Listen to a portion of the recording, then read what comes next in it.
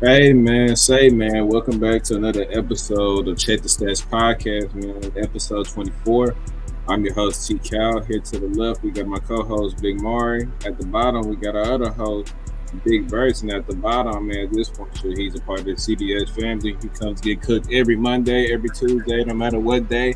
We got my boy Big Shift, man. First off, how y'all boys doing, man? It's nice to have the whole gang here. Uh I'm glad. Cheers, you had enough courage to come back and get cooked after last week. Here But we go, man. Here we go. I knew you was gonna say something too. That's the crazy part. I already knew it was coming, so I oh couldn't. yeah, I couldn't say no this time. Charles, I see you wearing your wrong jersey. I know you depressed after your Mayo eating quarterback was injured on Monday Night Football in prime time. It's okay. Man, what I look like entertaining that BS from you? This mug is custom. No, I'm 10 toes down for H time. You already know how I get. Yeah, right. But hey, Mar, you can kick it off, man. Yo, what's good with y'all, man? Hey, welcome to another episode of Check the Stats Podcast, man. This is episode 24 that we on. I'm gonna go ahead and jump into it. So, Seahawks, Lions recap. What do y'all think about that game? How we feeling about it? Explosive, very exciting offenses, man. Uh, Jared Goff and Geno Smith are like they earned my respect last night. They always been solid quarterbacks. I truthfully can't move them up no higher than what I already have them. But for the guys out there that want to say uh, Jared Goff isn't a better quarterback than Dak Prescott, let's cut the cap. I think that was clear as day right now. Huh? Who was saying that? Well, yo, I think your mic is kind of low. Uh, Like, can I hear shit clearly? Because it felt like he was. you can hear me now, or is it still low? Your shit was echoing, but like your Uh, shit is low. Yeah, Yeah. for sure. Yeah, it's low. For sure, yeah. I know it wasn't tripping. But I guess I will continue and let him get his stuff situated, man. Jared Goff, 18 for 18, 292, two throwing touchdowns and a receiving touchdown on the other end. 42 points. Detroit looks scary, man. I'm not gonna lie. Detroit looked like it's forming into like a real deal contender. The only thing you can truthfully say about that team is that their defense is very iffy, very iffy, very elite against the run. By far, they're a very elite team against the run. But that pass defense, Lord have mercy. Terry Arnold, you're a great man-to-man corner. I'm not gonna say great. You're a good great man. You're a good man-to-man corner. But when it comes to you and doing this at the end of these plays, I'm like, you're literally. I think he leads the team in penalties, and they're all the same thing: pass interference, pass interference, pass interference. He has to stop being so handsy. But for the most part, Detroit run game is very like that's where their bread is buttered. That's where the play action gets to rolling with Jared Goff. That's when all their playmakers are at their finest. They have a system where they have two backs that are two starting caliber backs that really just take turns in possessions and be like, okay, you get this one, okay, I get the next one. And the coaches do a great job of shoot. Jameer, and then you would think Jameer Gibbs would be like the receiving back because he's a more explosive back, more elusive back. No, not at all. And they keep you on your toes. For starters, that's a top. I'm not even gonna say top anything. We can be honest. Like that's the best offensive line in football. Like, and I think it's no debating whatsoever. Sewell is an all pro. Wagner is a pro bowler. Decker is a top 10 tackle in the game, or left tackle. I'm not gonna say tackle. They got the guard from Baltimore. I can't remember his name, but he was a very good guard coming from Baltimore. Their offensive line is stout. Their offensive line is elite. They can run the ball against the best of them. Their skill position group is. I mean, do we even have to go there? You got first team All Pro Amon-Ra St. Brown with a solid 45, a catch and touchdown, which was beautiful by the way. A what is it? Tony Toe Tap, Charles? That what y'all used to call it, Tony Toe Tap? Oh my goodness, that was beautiful, man. I ain't gonna lie. And then a throw to Jared Goff. Ben Johnson, Hey, congratulations, Ben Johnson. You are officially a Jacksonville Jaguar. You done secured your speed. Hey, by the time week 6, week 7 come up, Doug Peterson's gonna be gone. And Ben Johnson, they're gonna throw a shitload of money towards your way because you dialing up them plays last night was just a thing of beauty, man. Detroit is scary. Detroit is really scary.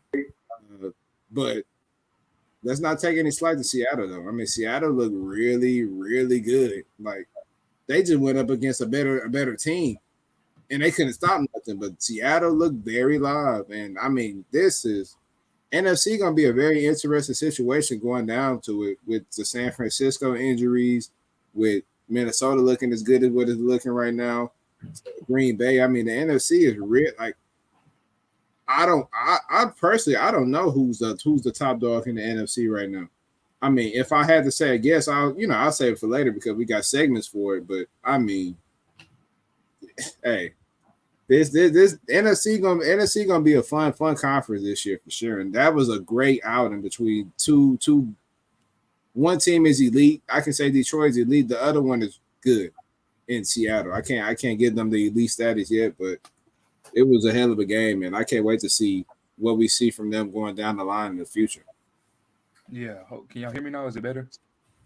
Kind of the same, but you probably have to speak up a little bit, or you might got something covering your mic. But I think Okay. Hopefully y'all can hear me and it gets better. But I think the Seahawks and Lions, like you said, really needs to be considered. I mean, they need to be seriously looked at as real contenders. I mean, the Lions can pretty much do what they want to. I mean, from an offensive and defensive standpoint. I mean, I think the Seahawks have found their quarterback and Geno Smith.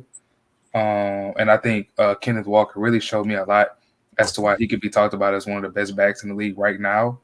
I just like what I saw from both teams, and it was unexpected. A lot coming into the season. I mean, I really didn't know what to expect from Seattle really, and I didn't know if Detroit could continue build on what they had last year. So I'm excited to see, like you said, T. Cowler, what happens. So we'll see. Yeah, most definitely.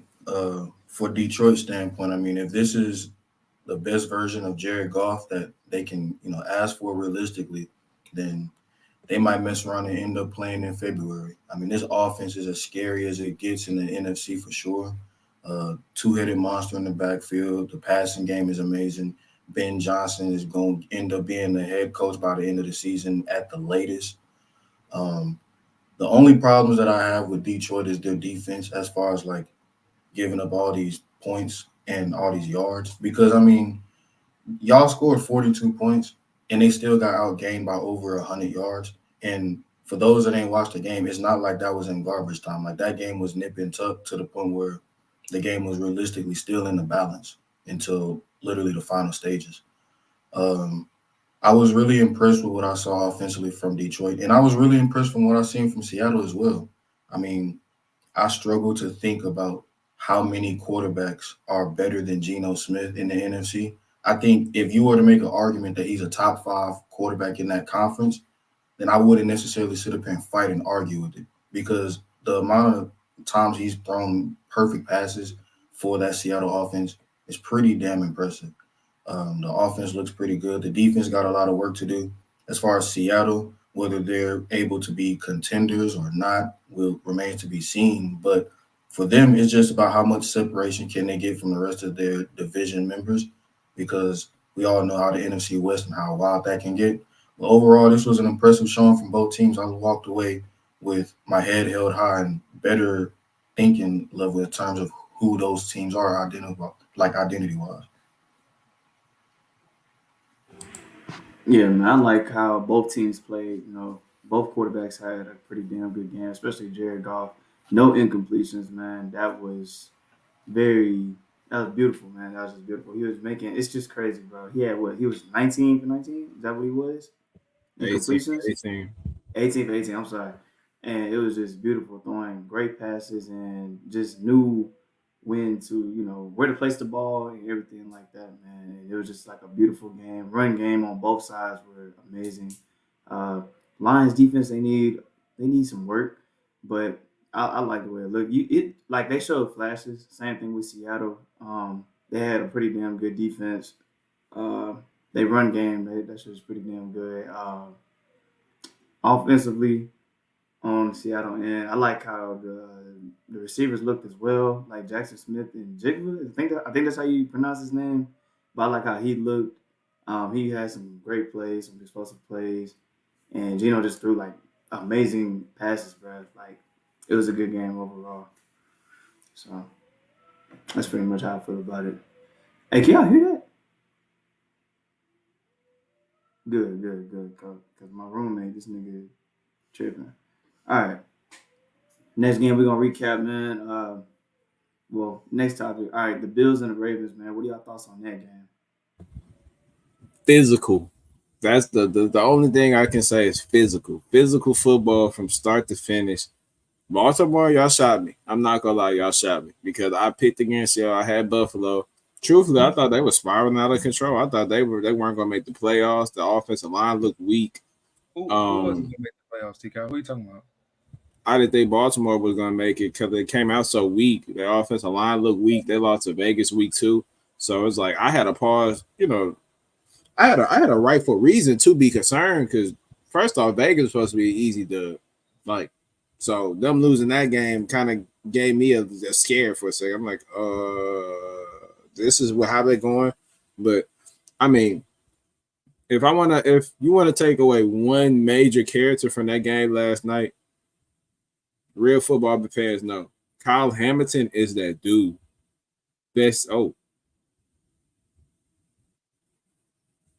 Dang. Did he just lag out? Something happened. I think so. Computer died. Something happened. Something happened for sure. He still got the link. He still got the link to join. He'll be good. Did you put the I put the time frame. I put the time frame, but damn, I'm gonna put another one. Yeah. I mean, when he come back, you can just re-ask the question. Yeah.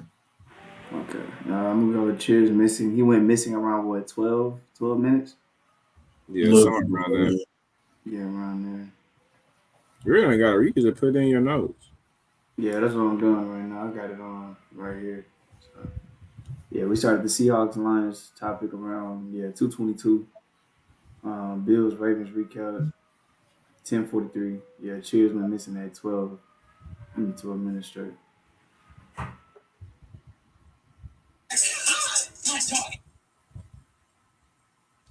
Oh, there you go.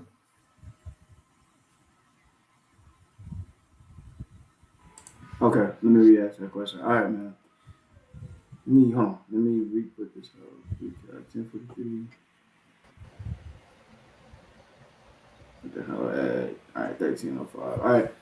So we're gonna ask the question again since you had lagged out too. But all right, man. The Bills versus Ravens recap. What are y'all thoughts on that game?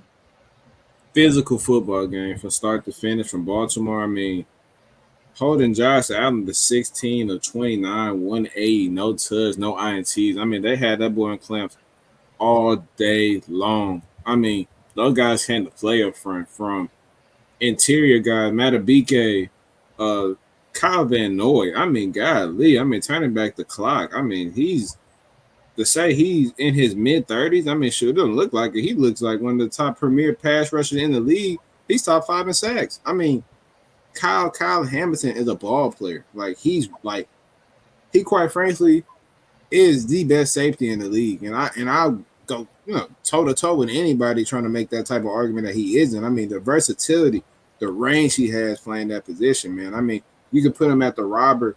He's like your third linebacker out there in certain situations. He can wrap up. He's sideline to sideline. I mean, just a menace. I mean, if you just pull up some of his tape from that game alone, I mean, ball player. Like Baltimore, and I feel bad for us as Houston Texans because I think we traded back, and if we would have stayed in our draft position in that draft, we would have got him, and instead we drafted Ken Green. And I mean, it's safe to say, I mean, shoot, I love the boy. He from the H, Tascasita, baby, but I mean, what he done put out there for the Texans, man. I mean, shoot, we need to send him out outside on Tuesdays and Fridays. That nigga is trash. But I mean, Baltimore, man. Baltimore. I I mean, to be honest, I don't care if I get a lot of flock or people don't like it, but I can't sit there and truthfully say that I enjoy watching the Baltimore Ravens play football, offensively at least. I mean, it's some of the most boringest. I mean, what are they supposed to do? They got a 6'3", 220-pound running back. What you mean? I don't understand. And then I'm not trying to watch that, bro. I'm not. Oh well, I don't look. You got to do but then if they wasn't doing that, you'd be like, oh, well, why they not giving the ball to Derrick Henry out of the out formation? So it's like they in a lose situation. But my thing is like they have no diversity to their passing attack is cool. It works for them. Like if obviously that's their bread and butter. Their defense and run first team. I'm not criticizing them for that. I'm just saying, me personally, as a football fan, I can't sit in front of a TV and watch the Baltimore Ravens and be happy watching a quarterback throw 15 times a game to short and intermediate routes. I mean, it's so unenjoyable to watch. I mean, but if you like back in the day, street ball, if you go out there and your quarterback ain't really throwing it and he want to juke the shit out of somebody in the open field, I mean. That's your style. But you gotta play to what you. You gotta do it. Yeah, you for sure. I'm not knocking them. I'm not knocking them. I'm just saying, me personally, I can't sit it's so unenjoyable for me to sit there and be like, oh, I wonder what's going on second and 12, and Lamar Jackson runs it up the eye on a QB option. I'm like, bro, are we finna if I was a receiver in Baltimore, man, I'm requesting trades. I'm doing anything I possibly can to get out of that situation because you are literally, for sure. You have limited opportunities to get the ball. You might get 2 to 3 targets a game, and you'll be lucky if that because 9 times out of 10, who his favorite target? Justice Hill. I can't even say the tight ends. He's throwing it to the running back the whole damn time. To me, I think likely it will be up there, but he's still young, so. Yeah, likely is a good tight end, but let me read you his stats for last night. 1 catch, 26 yards. Yeah, he got it too. The one he did get, he tried to make the most out of it. So, hold on, Shiv. Let's go down the list of his top pass catchers. Lamar Jackson went 13 for 18, 152, 2 touchdowns, no INT, sacked once, ran the ball 6 times for 54 yards in the touch. His leading pass receiver, Justice Hill, 6 catches, 78 yards in the touch. Isaiah Likely, 1 catch, 26 yards. Rashad Bateman, 1 catch, 23 yards. Derrick Henry, 3 catches, 10 yards. Zay Flowers, 1 catch, 10 yards. Nelson Aguilar, 2 catches, 10 yards. Mark Andrews, 0-0-0 in a target. But no, one of them was Mark Jackson. One of them was Mark Andrews' fault that he dropped, and it was a wide open pass. So I don't know. That's on him. So that's probably his one and only target, but it's just so unenjoyable to watch them play football, bro. I mean, from my eyes and that's my standpoint. Everybody's opinion is different, and I'm not knocking you to say if somebody would say I love watching Baltimore run the ball 50 times a game. If that's what you like, that's what you like. But they play physical football. They played it from start to finish. They ran it down their throats. And when they said, can you please stop what they do? They said, give me more. They ran it down their throat again. And it was an onslaught of punishment. I mean, just punishment after punishment. I mean, I've never seen Buffalo that vulnerable since, quite frankly, the Cincinnati Bengals, what they did to them about 2 years ago. I haven't seen them that beat battered that way. I mean, y'all tell me if I'm wrong or not, but when have we ever seen Buffalo get beat down like that? I mean, they had no sort of offense. I mean, Kincaid. I mean, he got built the ass yesterday. I mean, Khalid Shakir. I mean, but Baltimore cuts their teeth on the defensive end anyway. And then honestly, the Bills have been on such a roller coaster. I mean, we look up there blowing the doors off the Dolphins. And then they're getting beat like they did against the Ravens. I just don't really know where they are. I mean, you know what I mean? It's kind of hard to tell with the Bills. And, I just don't – I mean, I don't know. And then to me, I think you said the Ravens are a Super Bowl-ready team, T-Cal. And, just for everybody that's on here, do y'all think that they're a Super Bowl-ready team? I personally think that they are. Just my personal opinion. What do y'all think about that? Me personally, no. And it's nothing like it's no disrespect. Like everybody think I'm just some Lamar hater and all that stuff, but I'm just a truth teller. Like you can't run your way to no damn Super Bowl, especially in the AFC that's loaded of quarterbacks that have the capability of taking over the game with their arm, with the personnel around them. What we haven't seen any type of recent history that shows that you can play that style of football and run your way to the championship with the level of talent we got in the AFC. Which, truthfully, we can quite frankly say that the AFC has probably 7 out of the top 10 quarterbacks in the NFL right now. Like, let's be honest. I mean, the AFC is loaded, and their teams run no slights either. I don't like truthfully. I've seen them beating non-physical football, like what they did to Dallas. They'll for sure be able to do that to a couple of AFC teams, but like if they go up against like a Kansas City, or I mean that's really all I can really see right now. I mean Houston not looking too good. We got a lot of stuff to clean up. Chargers are the Chargers. That's they trash.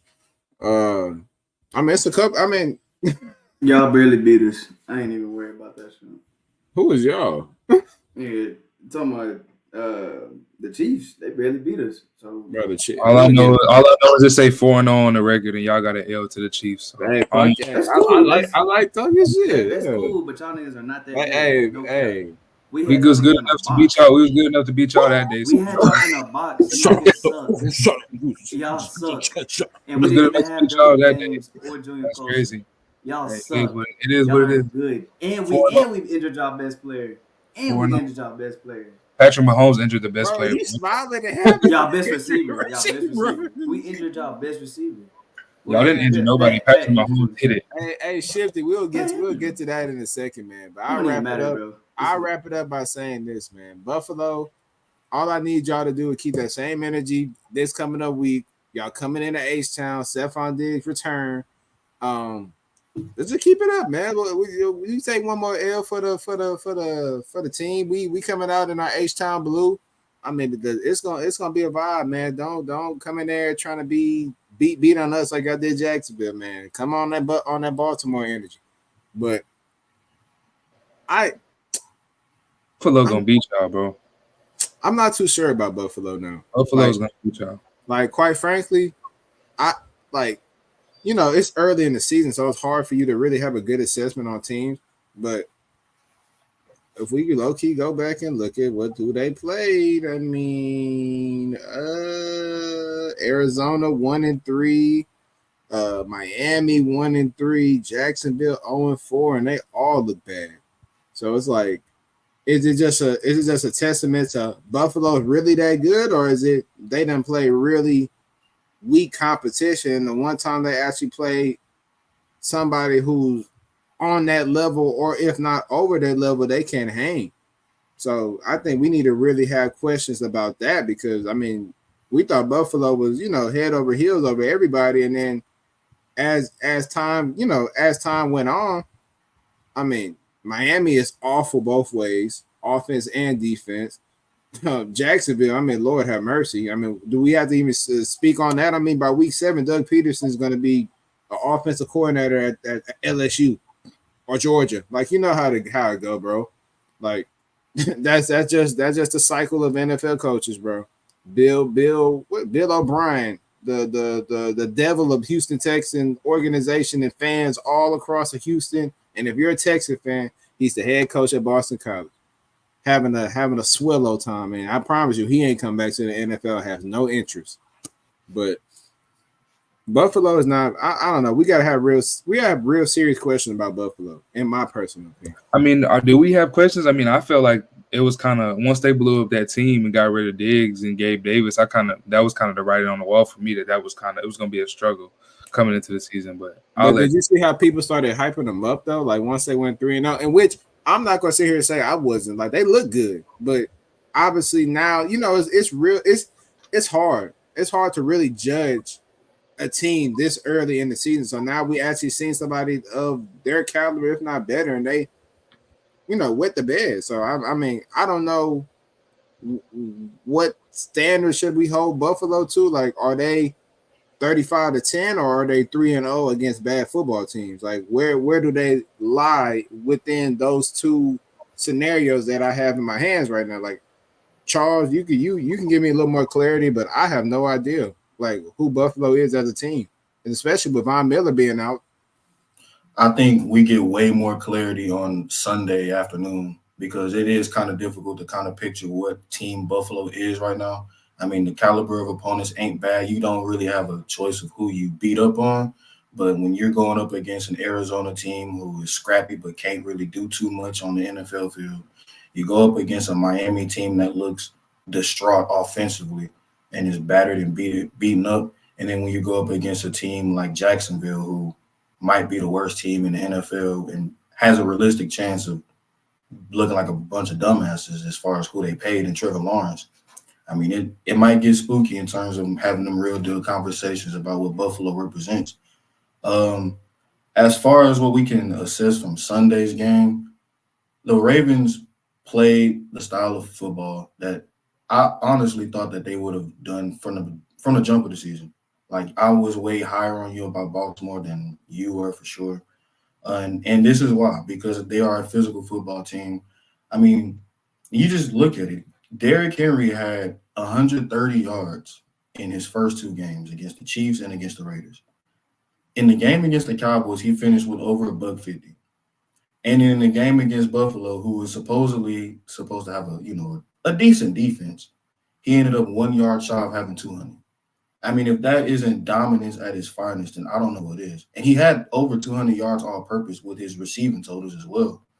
Lamar Jackson, he was Lamar. He didn't have the prettiest or the flashiest of numbers, but he got the job done for Baltimore in the offense. You don't like the way that they play. I understand. It's aesthetics, it's preference, and at the end of the day, that's just what you want to see. You just don't prefer that style of football. But for those that, like physicality at the line of scrimmage, for those that just like pounding and pounding all the way into the goal line, then this is the perfect game plan for you because you can just look at Baltimore do that all season long, realistically. And as far as what their defense was capable of doing, holding Josh Allen to under 200 yards passing with the heater that he was on, we look at what he did against Arizona. It was impressive. We look at what he did against Miami, and he didn't have to do much, but what he did have to do, it was pretty effective. And then what he did against Jacksonville, it was spectacular.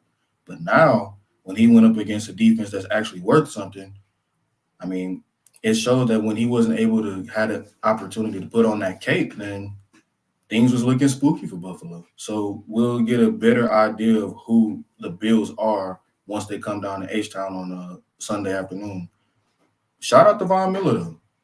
Appreciate you. Hey, Charles, do you believe that Buffalo?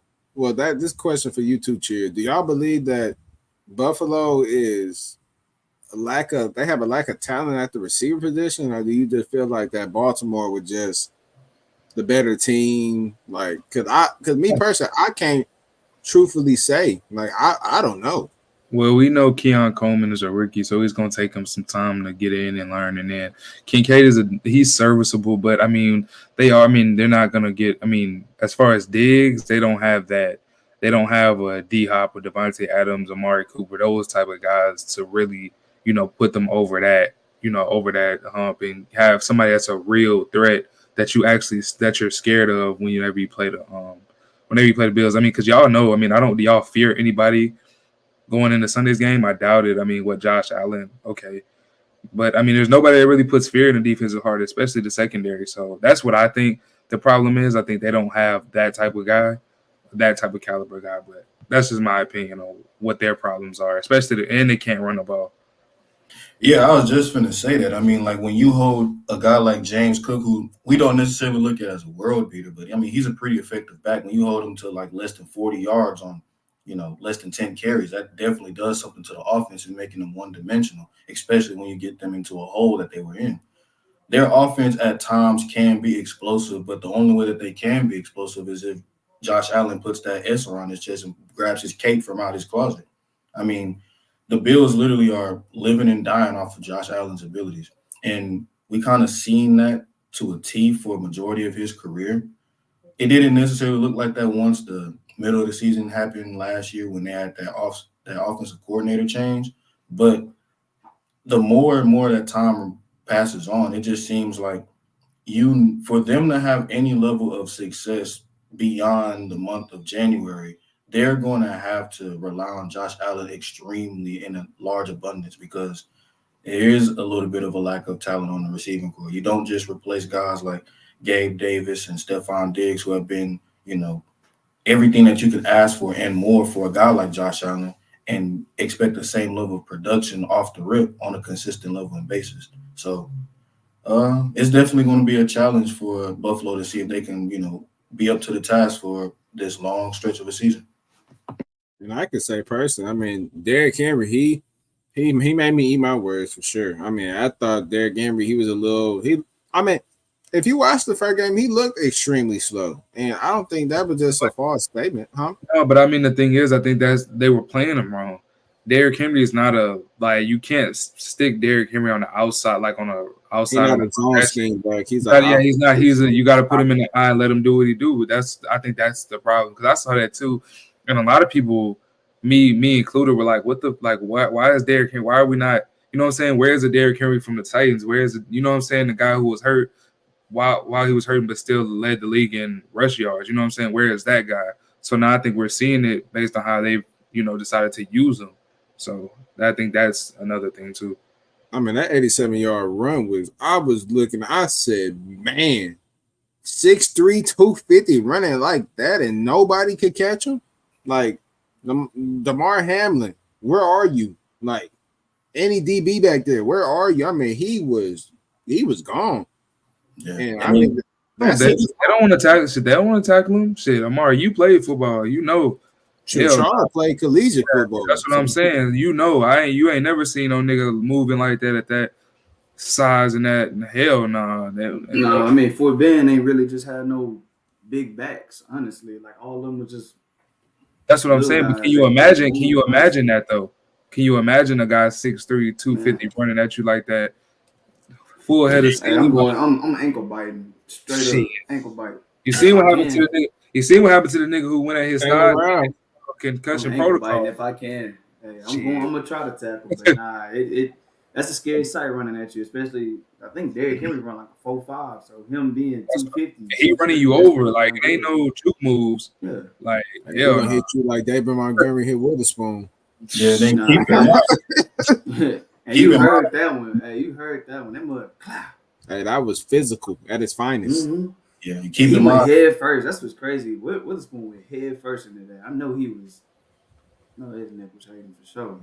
Nah, and keep in mind too, bro. That was a 87-yard run. That was his first carry of the game. And then not only was that a tone setter, it's like, okay, 87 yards. He's gonna have a big day off of that one carry alone.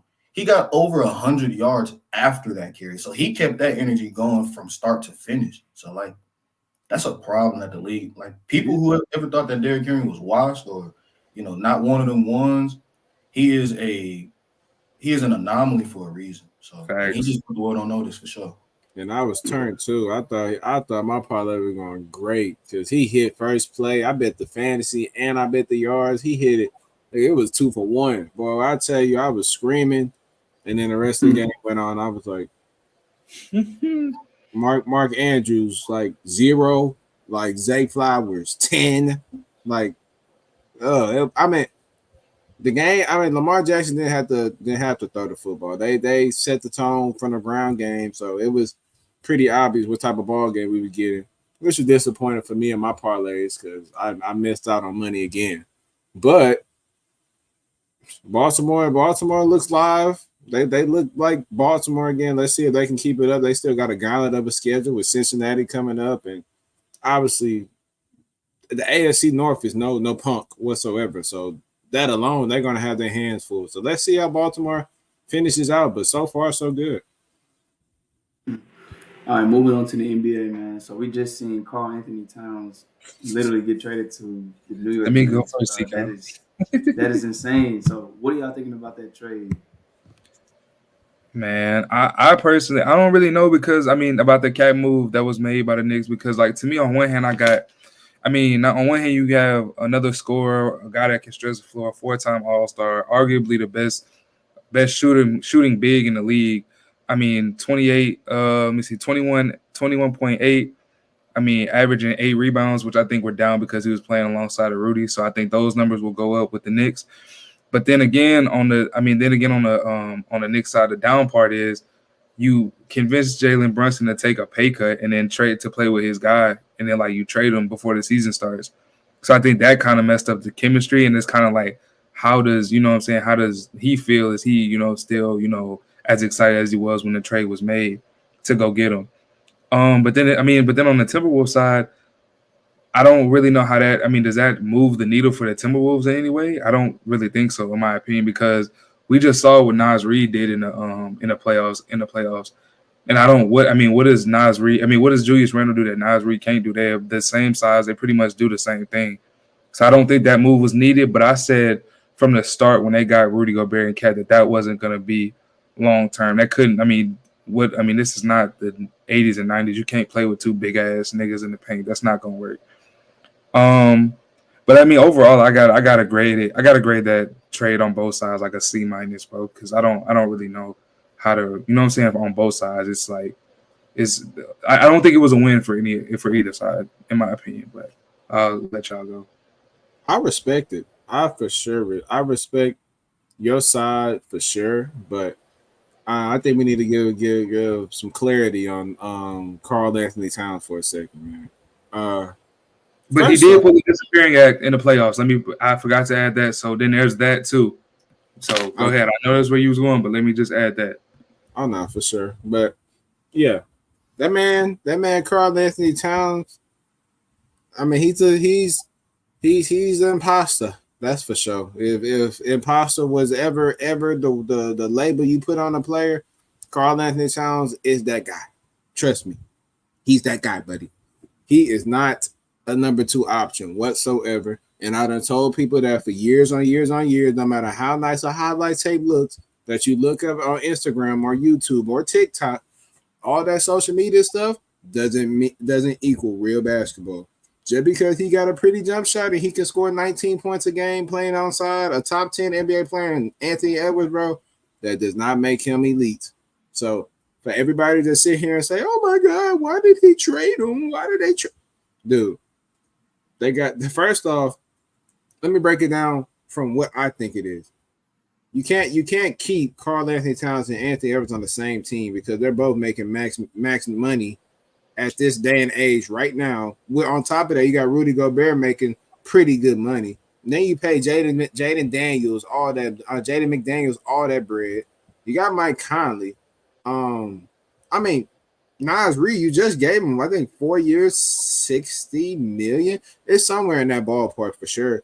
But y'all done fed a lot of mouths. So now it's time, like, shoot, y'all had y'all chance to do what y'all had to do. Y'all couldn't do it in the time frame where y'all can keep that infrastructure together. So you got to move off of it. At the end of the day, Karl Anthony Towns is not a 1 option. He's not a 2 option. He's a 3 option. And everybody in the NBA fans around the world, y'all need to understand that. Get that through this right here. Karl Anthony Towns is not that guy. He's not somebody that you need to be relying on to give you 20 plus a night. Karl Anthony Towns is, and I want y'all to all repeat with me. Omari, you can unmute your mic. Unmute your mic, Mar and Charles. All right, we need y'all to both. All right, repeat this. Karl. Cheers, Charles. I need everybody. I don't know what you about to say. I want to know what he about to say. No, Karl Anthony Towns. You say it and then I repeat. No. I need everybody. We need to be in sync. We the CDS fans. We gotta show them how we do. Karl. Charles. Karl. Anthony. Towns. Is. He ready. Shit.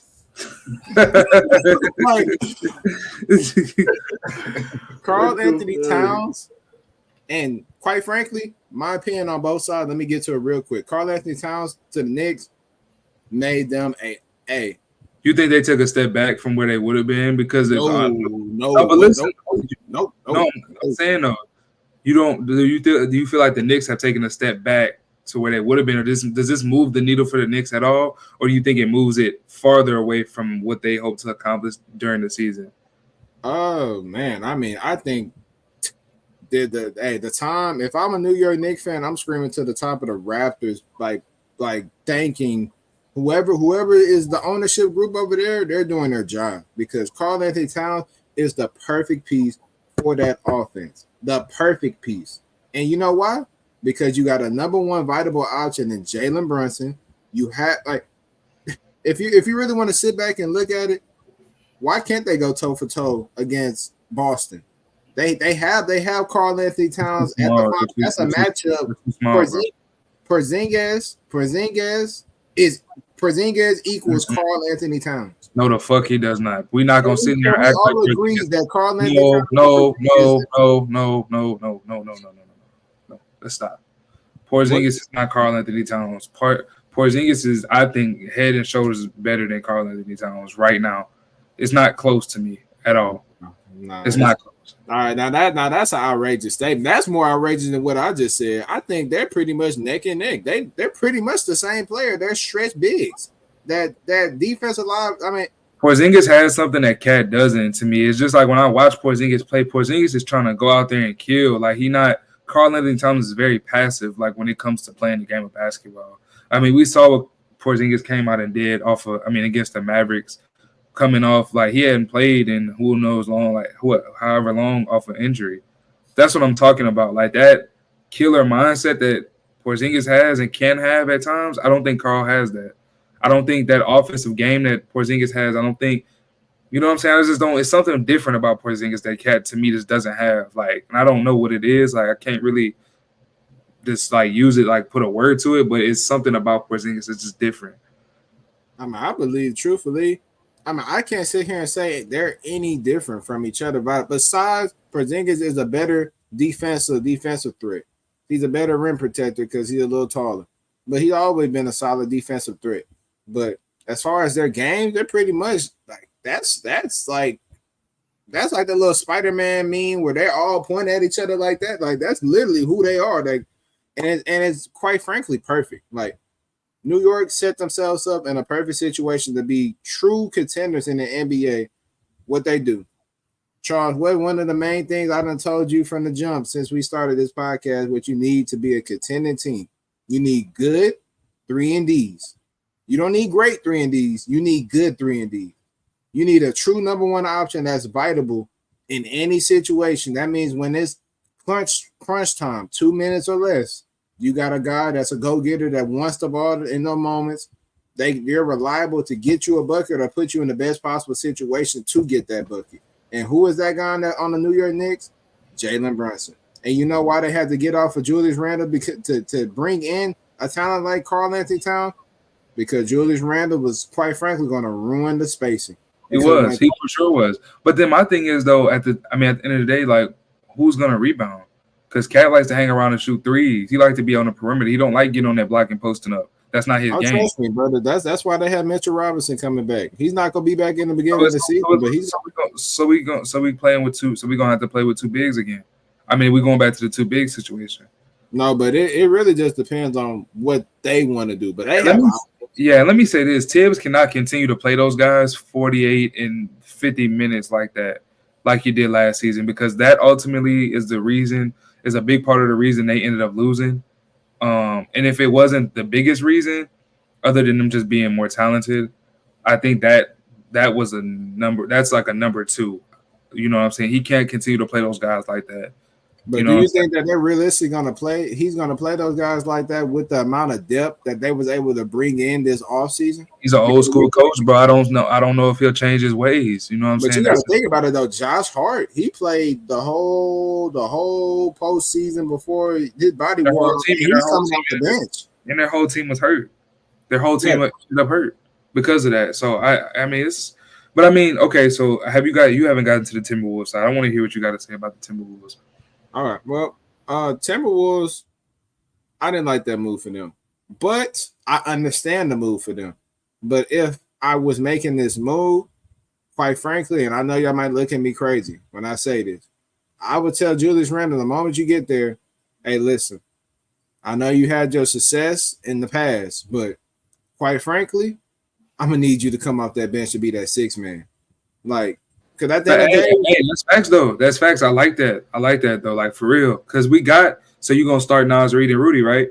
oh, for sure. Because at the end of the day, you need your spacing. You don't need two people suffocating the paint for a superstar player like Anthony Edwards, who Julius Randle, but I'm saying Julius great. Randle not going. Yeah, well, what is Julius Randle like? He likes to catch it on that block and work out the post and at the high post, low post. So yeah, okay, I see what you're saying. That sucks. That like Anthony, like you're at the end of the day, you want to build your team around your best player's strengths. And quite frankly, I mean, Julius Randle was the most like you got him and what did y'all that didn't move the needle for them. Now, if they put him in his proper respective role, which is on that team coming off the bench, on majority teams in the league, he's a starter. I'm not going to say in disrespect Julius Randle like he's not a solid NBA player because he is. But on that team, no. Like his style of play, Charles, you can comment on that, but his style of play will not fit what Minnesota has going on as far as star player, slasher, big man, defensive presence, rim protector, non-offensive threat whatsoever outside of pick and roll lobs or putback rebounds.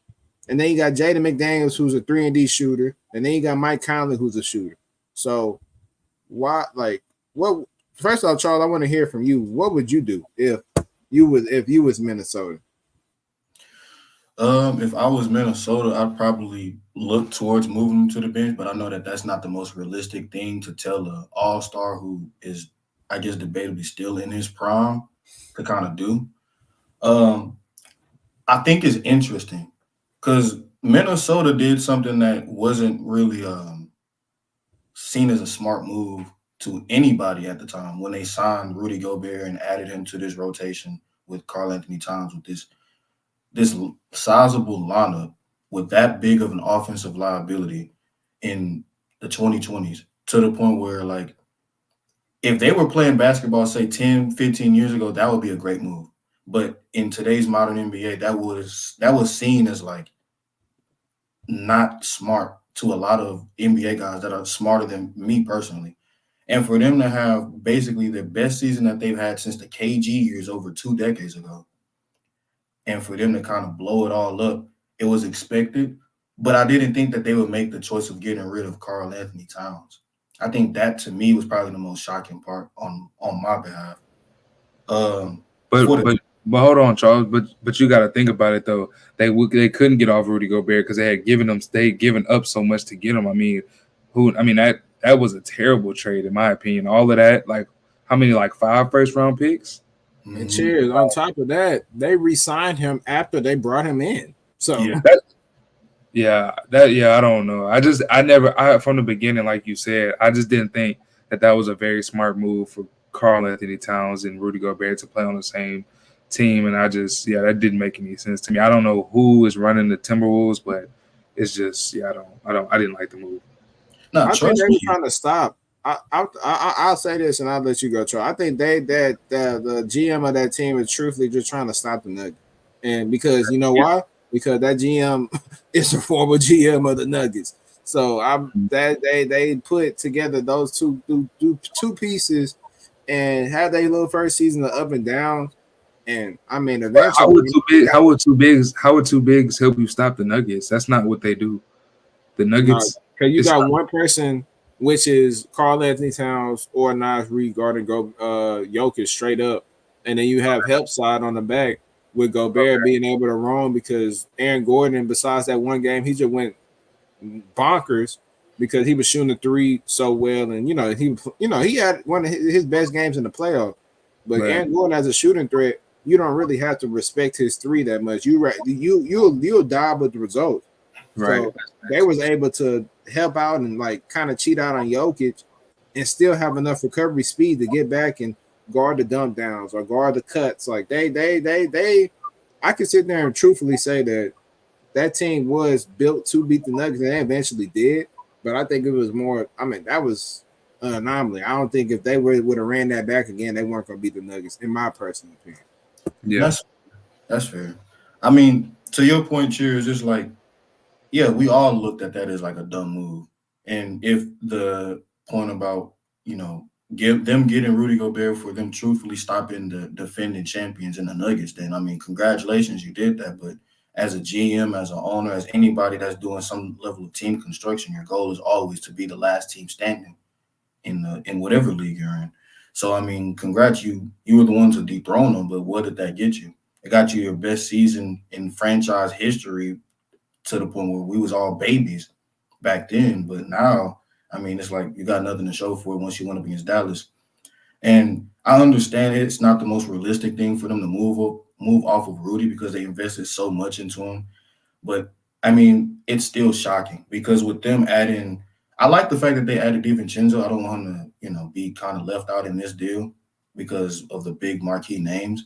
But Rudy and Julius Randle, I'm expecting Julius to kind of be in that starting role. I think he won't take a backseat to Naz Reid just off of his, namesake, at least not in the beginning stages of the NBA season.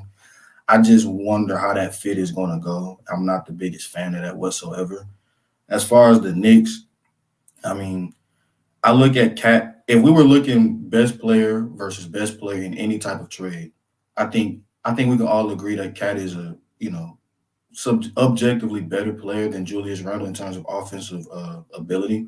And we kind of look at Cat. And even if we look at Cat as like someone who's not the most aggressive by nature, I mean, at his worst, he's a walking 20 and 10. And the only reason his rebounds went down is because he was playing alongside a board snatcher in Gobert. And then his fit with Jalen Brunson compared to Julius Randle's fit is like night and day. I mean, Julius is going to get that ball on that block. He's going to work from a triple threat, and he's going to try to get to that paint immediately. Karl Anthony Towns, and this sounds crazy, he might go down as like one of the best, if not the best, big man shooter of all time. Don't you ever disrespect Dirk Nowitzki ever in your life like that, man. I'm not saying have some class. No, I agree. But Dirk can really shoot the three though. Like we talking about 3-pointers. Like Dirk is a post fade, like you know that, like mid range guy. Cat is a three. He's still putting up the threes though. Let's not pull up them stats. I mean, that weren't predominantly his game, but yeah, he can shoot the three. I'm not saying that, but Karl Anthony Towns, you know what I'm saying, is like we look at Karl Anthony Towns more of a 3-point shooter as a big than we do Dirk Nowitzki. And keep in mind too, it's like Dirk, he was like that for his time for sure, and I'm gonna always respect that. But the thing that Cat has over Dirk, and he will always have it because of the era that he plays in compared to what Nowitzki played in, is volume. I mean, Cat is getting them motherfuckers up. You know what I'm saying? And he's hitting them at a reasonably high rate for a big man of his size. So, I mean, with him and his level of spacing that it does for that offense, it's going to do wonders for New York. We was this close to seeing the Villanova Knicks, but in terms of what they're capable of doing in terms of getting a Larry O'Brien, this is probably one of the best things that they could have done for Jalen Brunson if they truly believe that he's the guy that's going to carry them to a championship. So I like it for the Knicks. As far as the Timberwolves, it's just another experiment in a long list of random things that they've done in their history. The last one was a bit of a success. We'll see how this one goes. Yeah, I mean, I think Julius Randle is too ball dominant to play with Anthony Edwards, in my opinion. I mean, that's one of the reasons why I feel like the Knicks moved him, because he was upset that he wasn't getting the ball. And, we saw him being disgruntled and walking up the court and, just kind of just being overall just kind of cancer to that team. And we saw it was apparent that they did better without him once he got hurt. I think that was a pure indicator right there to me that they just Knicks looked different. It was a different feel when the Knicks didn't have Julius Randle. The ball wasn't sticking so much. So, I mean, that's Anthony Edwards' team at the end of the day. So, I know Julius Randle. I don't think Julius Randle is the guy to come in and say, look, it's your team. I'm going to do whatever you need me to do, like do all the dirty work. Like, nah, he wants the ball. Like, give me the ball. I'm finna go to work. Like, that's how he is. But, yeah, I just, I don't know what that does for the Timberwolves. I mean, that's like the Anthony Edwards. That's the Anthony Edwards show over there. Like, Anthony Edwards take us home. Like, you know what I'm saying? Get us home because I just don't. It's not much to speak of other than him. And keep in I mind wouldn't be too. surprised. Charlie, you can go, and I'll go with you. And keep in mind too. I know TK, you mentioned Cat not being much of a playoff riser in terms of like his overall career. I mean, with all respect to Julius Randle, it's not like he's been the biggest riser in the playoffs either. He has a small sample size, just like Cat, but I mean, he has some no-shows in New York as well. So I just want to point that out. Oh, trust me, I'm by no stretch of the imagination will I sit here and give Randall any type of pass for his playoff endeavors. I mean, he is him and Cat. They might be two of the worst power forwards in playoff history when it comes to performing at least regular season standards in the postseason. I mean, they're next to none when it comes to no show, and a part of it is, quite frankly, the games that they play don't travel well. I mean, all you really gotta do is throw bodies in the middle when Julius Randle catching and then trying to work out like he playing in the early 2000s, and that stuff just does not work. Because quite frankly, all you're doing is bodying up. His playmaking ability isn't good enough because he's so busy on ISO. I got to get a bucket, which ruins the whole flow because he's not looking for anybody else. So, as far as for the Timberwolves, to be honest, I believe that they're realistically going to move him again. I don't think he's going to be a part of that team when the season starts. Now, if he is, I'll be shocked. But as far as what's best for their young superstar at the age of 23, I would say ship him to somebody who needs him.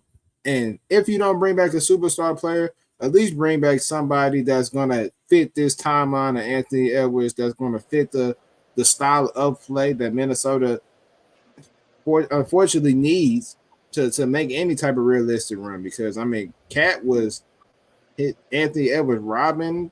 I mean, if you want to say that, which isn't a really good robbing. I mean, Cat. Yeah, so I mean, do we think that Anthony Edwards needs to have ultimate success and be, that guy that we know he is? Do we think that he needs to leave Minnesota to make that happen? I personally think he does. I don't think they're gonna be able to surround him with enough talent to get them to that championship. I just don't. I don't think any real stars are coming to Minnesota. I just don't. I mean, you can have all the role players you want and say, like, we can win with these guys. But at the end of the day, we know you got to have at least two superstars on the team to make any type of real noise and be a real threat. And, I mean, if you can get three, that's even better. So do we think he needs to leave ultimately to really be who he is? Like accolades-wise? Nah. Or will he be like another Allen Iverson? You know what I'm saying? All the accolades, no. But, we look at him like Allen Iverson was that dude, like, you know what I'm saying? But he just don't have nothing to show for it. I think Anna be fine. I think because Julian Randle, he needs a contract. So Julian Randle not going to be there for the long term. I'm pretty sure that's either A, short term, or B, he's getting moved like really fast. Like before the season even starts, they're moving Julius Randle. But I'm assuming their belief is that Naz Reid is that guy. Naz Reid is going to take that next step. And quite frankly, I believe right here and right now, Naz Reid is a better defensive player than Karl Anthony Towns. And offensively, I'm not even going to lie. I think he's better offensively as well. I think he has more versatility to his game. I just don't think he had, obviously, the opportunity. So, obviously, if I'm saying that Naz Reid is better than Karl Anthony Towns, it's a crazy statement to say at the moment because, the body of work doesn't support my evidence. But, I mean, Naz Reid has a bag. And obviously, basketball, a bag is, only so much. LeBron said it best, like, nigga, bags don't win championships. Bags don't win games. Like, bags wins you the TikTok and the social media content. But, I mean, you seen when he was in the playoffs, I mean, he adjusted very well in the playoffs, using his dribble moves, using his catch and shoot ability.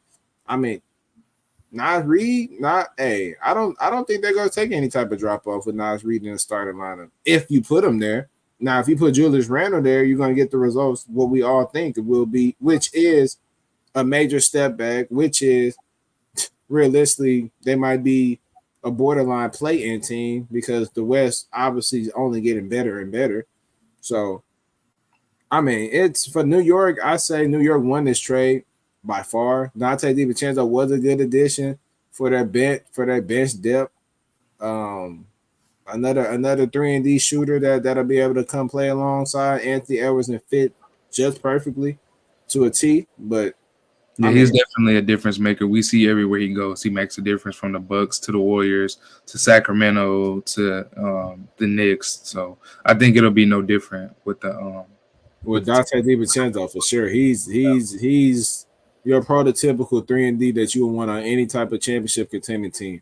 But to keep it short and sweet, the Knicks won this trade for sure. If I'm Boston, I'm shivering in my boots right now because at the end of the day, you have Mikal Bridges, OG Anunoby, Josh Hart, and shoot, I can't even remember the rest, but shoot, those 3-and-D defenders should be good enough to put scare the bejeebies out of Jason Tatum and Jaylen Brown. No matter how good of offensive players they are, which they are, no disrespect and they got to the Mitchell offensive Robinson. game, but those are top tier 3-and-D wings at its finest. That's going to give them great runs for their money. And if you think stuff sweet and thinking that they're superstars, that means they can go through any type of 3-and-D, no matter how good they are. Ask Jamal Murray about Jaden McDaniels. But we gotta look at the Celtics too. I mean, we Drew Holiday. Who's there too? Derek White, Jason. Jaylen Brown, Jason Tatum, Al Horford. I mean, they can go big if they want to and put Al Horford and Porzingis in. So I think it'll be that series. I think if they do meet, it'll be an interesting series. I definitely can see that series going 7. Hey, cheers! I think that's the Eastern Conference Finals. You think so? I think winner take all. I think that's Eastern Conference Finals if it all shapes out to how it be. Because I don't see Philly as nothing crazy. Paul George didn't push the needle for me, so I think Eastern Conference Finals, Boston versus Knicks. You can book it in now. Except injury. If injury happens, then I have the right to change my opinion. Or if a trade happens and another team just gets a humongous star that obviously is game changing, then obviously yes. But as of right here, right now, October 1st, 2024, I got the Knicks and the Celtics as my two teams that's going to be fighting out to contend for the to win the East. I think prior to this move, we probably would have had that as a prediction even without this cat trade. So, I mean, like, this is just, I guess, more validation for how top-heavy these two teams can be in the Eastern Conference. I feel like, I mean, y'all pretty much didn't say anything, but nah, I'm going to say my part. I feel like the Knicks, that was a W for them with that trade, man. I mean, Karl Anthony Towns is literally like the perfect fit for that team. Now, with the Timberwolves, I'm kind of like questioning it. Like, I know Julius Randle is a pretty solid, power forward, whatever. I know he's pretty solid, but I know he probably will cause commotion for Ant. Hopefully he can like adjust and like take that role that the coach wanted him to take on. Because obviously, like the GM, the coach, they all see something in him that clearly we can't see. You know what I'm saying? So it's like hopefully what they see in him, he can produce that. I feel like I don't know. I don't think the Julius Randle trade is like. I don't think it's that bad, bro. Julius Randle, he's solid, bro. Like yes, he can cause like a little commotion. He caused commotion and everything in New York and whatever. But like, I feel like he's pretty damn solid for a power forward. You know what I'm saying? Like, I feel like he's a great defender.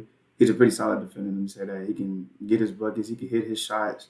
You know what I'm saying? Not better than like Nas Reed can, which I feel like Nas is probably gonna start over him, or he should. But it's kind of like iffy because Julius Randle, I think he has a pretty good name in the NBA, if that makes sense. But hell no. Keep it.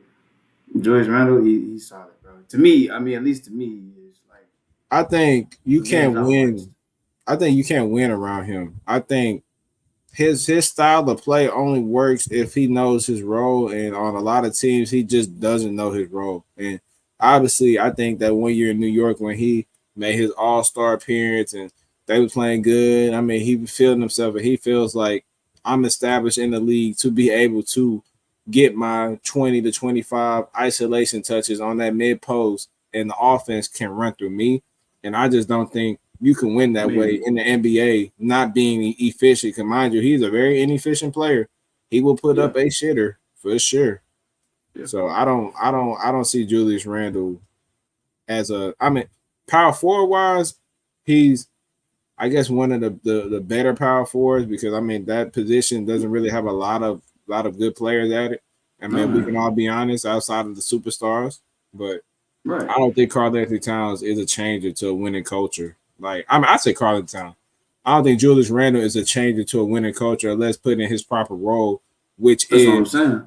Coming off of and I truthfully think he can only come off of the bench, to be hit the most to get the most bang for your buck out of Julius Randle. I feel like you have to put him on the bench because him in the offensive lineup is ruining spacing, is ruining any type of offense because he can't play without the ball. He's not one of those people where you can let him go spot up at the three and be like, all right, I'll drive and kick it to you, and you gonna knock it down. That's not his strength. He needs the ball.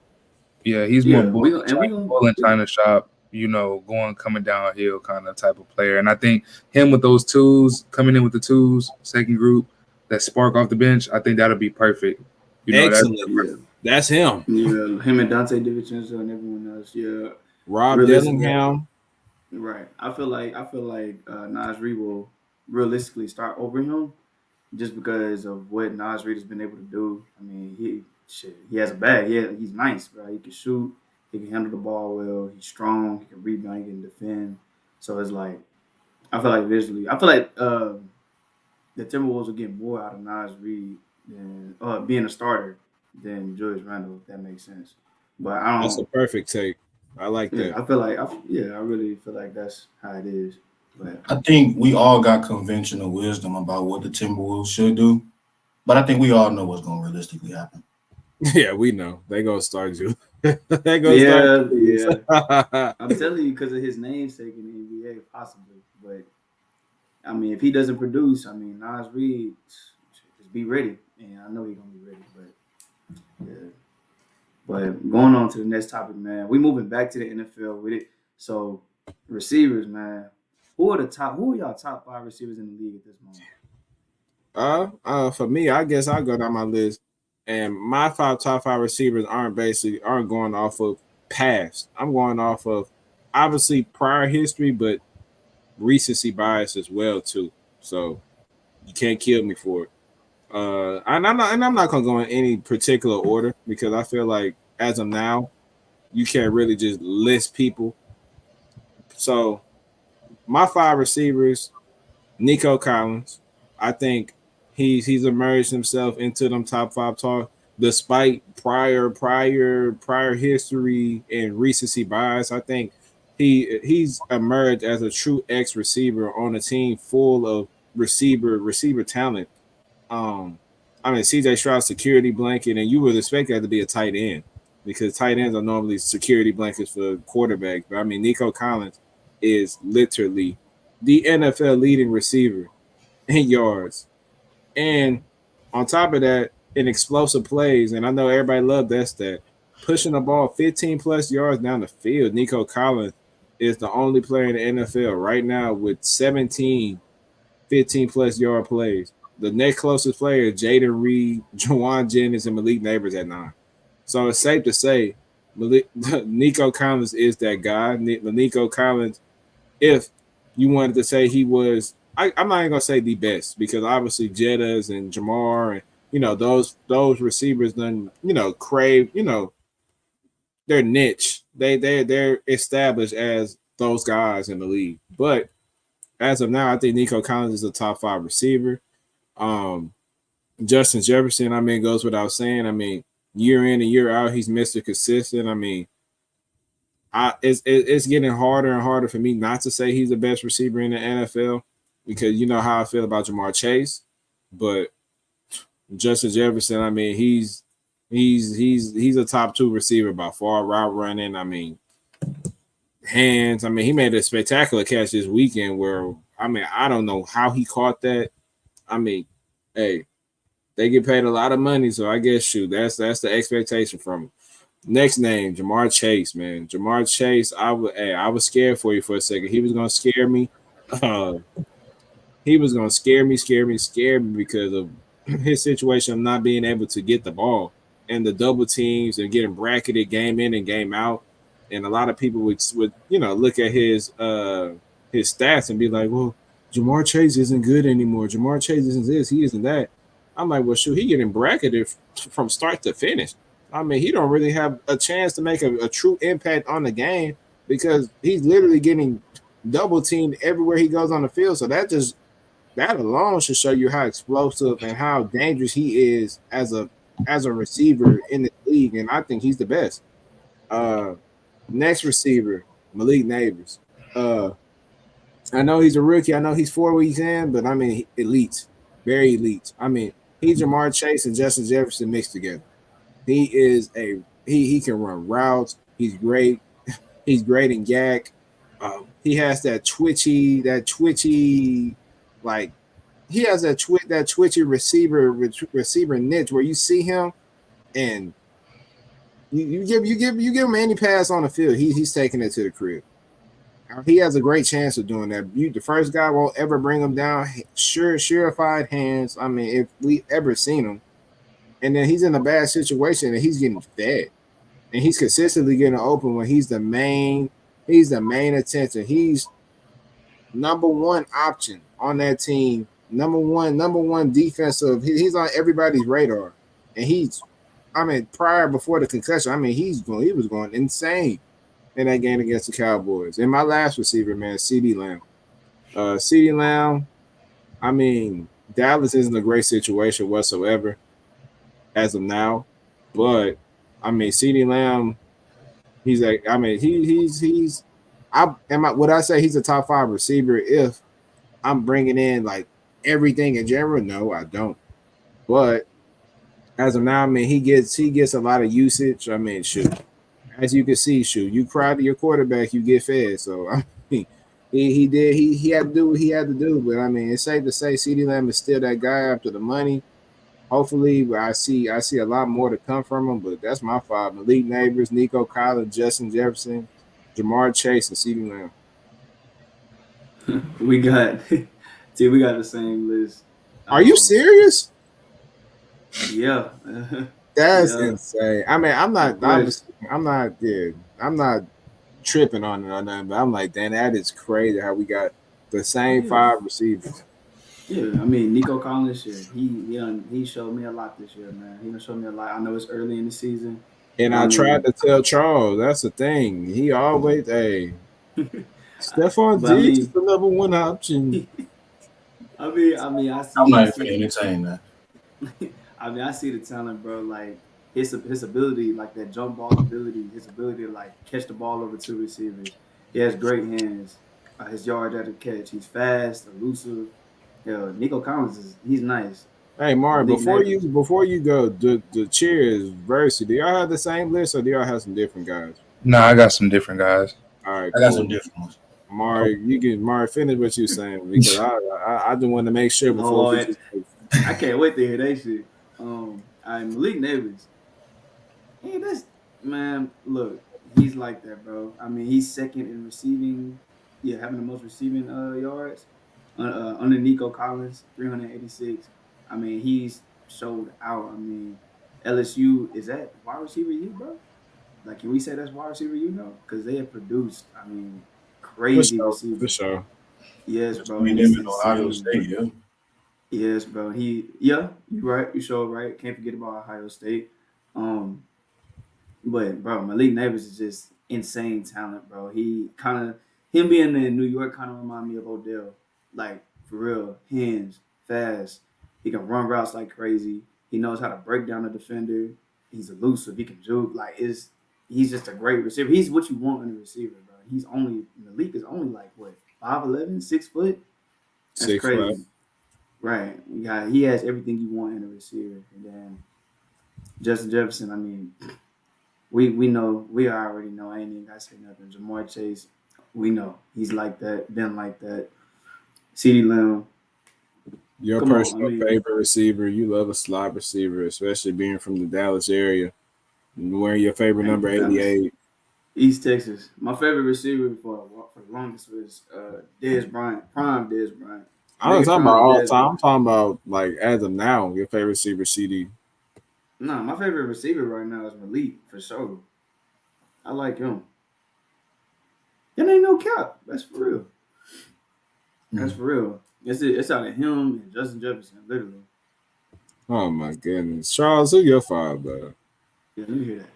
I ain't gonna lie. I feel like you can't really go wrong with a lot of guys, especially if you base it off of like right now.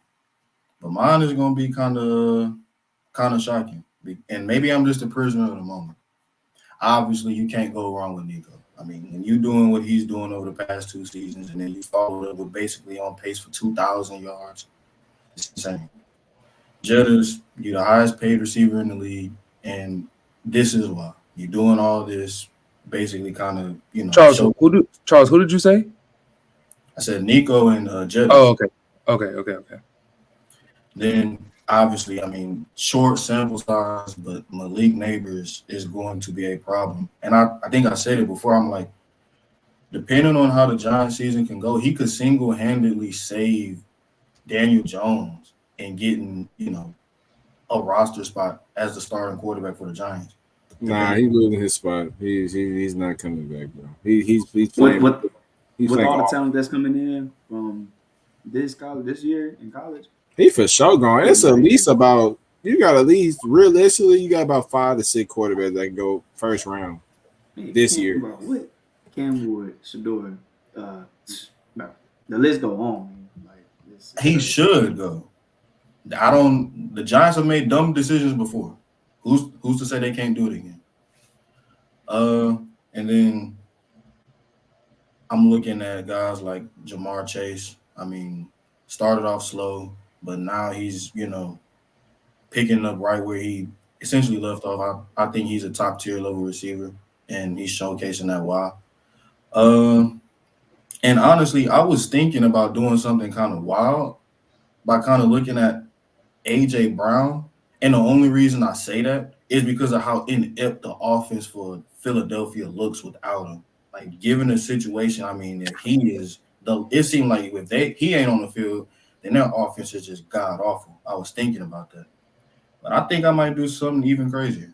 Even with a level of inconsistencies, I gotta showcase my level of impression that I have with the likes of DK Metcalf. I mean, this man has been doing his thing. I mean, he shocked a lot of us. Yes, sir, Charles. He doing his thing. I mean, I'm not going to sit up here and pretend and act like he just not balling whatsoever. I mean, he is dominating. He's one of the league leaders in receiving yards. I get it, the inconsistencies. He's not the prettiest route runner in the world, but if you need yeah, I mean, but over the past, I mean, I'm looking at it right now. From the last, let me see, 1, 2, 3, 4. From the last 4 games, I mean, he's gotten over 100 yards. With a touchdown. I mean, outside of the game versus Denver, I mean, he only had 29. But right now, I mean,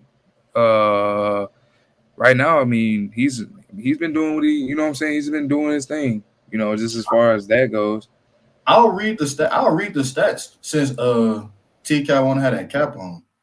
In 4 games, even with his low receiving stats and low receiving yardage in the game against Denver, he has at least 9.7 yards per reception.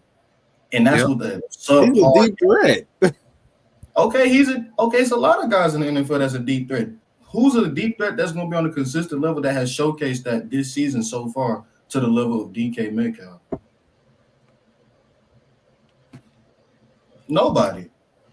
Then keep in mind, too, over the past 3 games, this man has had 10 catches on 14 targets for $129, 4 catches for 6 targets on 104 yards, and then literally yesterday he had 7 catches on 12 targets for $104.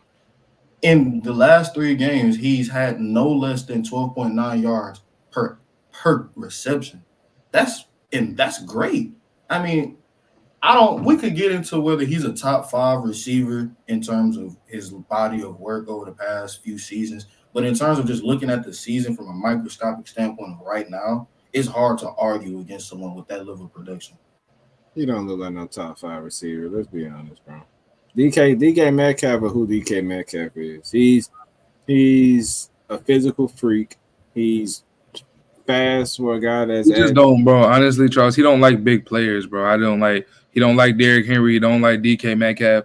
Like, if you over 6'3", TK is not gonna show you no love on this platform. That's just how Hey, it's Nico's 6'4", 220. Yeah, but he likes it because it's aesthetically pleasing. Dude. Hey, finish your list, cause I want to hear shifts. But I did. I got my list. Oh, you finished it? DK, Malik, Jettas, Nico and Chase. Nico, Jacoby Myers. All right, cheers. Okay, so this is not in a particular order, but I mean, I put Omar St. Brown on there. Just what he's been able to do, and come in and just kind of really pick up where he left off last season. I think that I like that from him. I mean, then I got Justin Jefferson on there. I mean, it's not much to really say about who he is. We know he's like that. Then I put CeeDee Lamb on there. I think CeeDee Lamb is having a good season so far up to this point.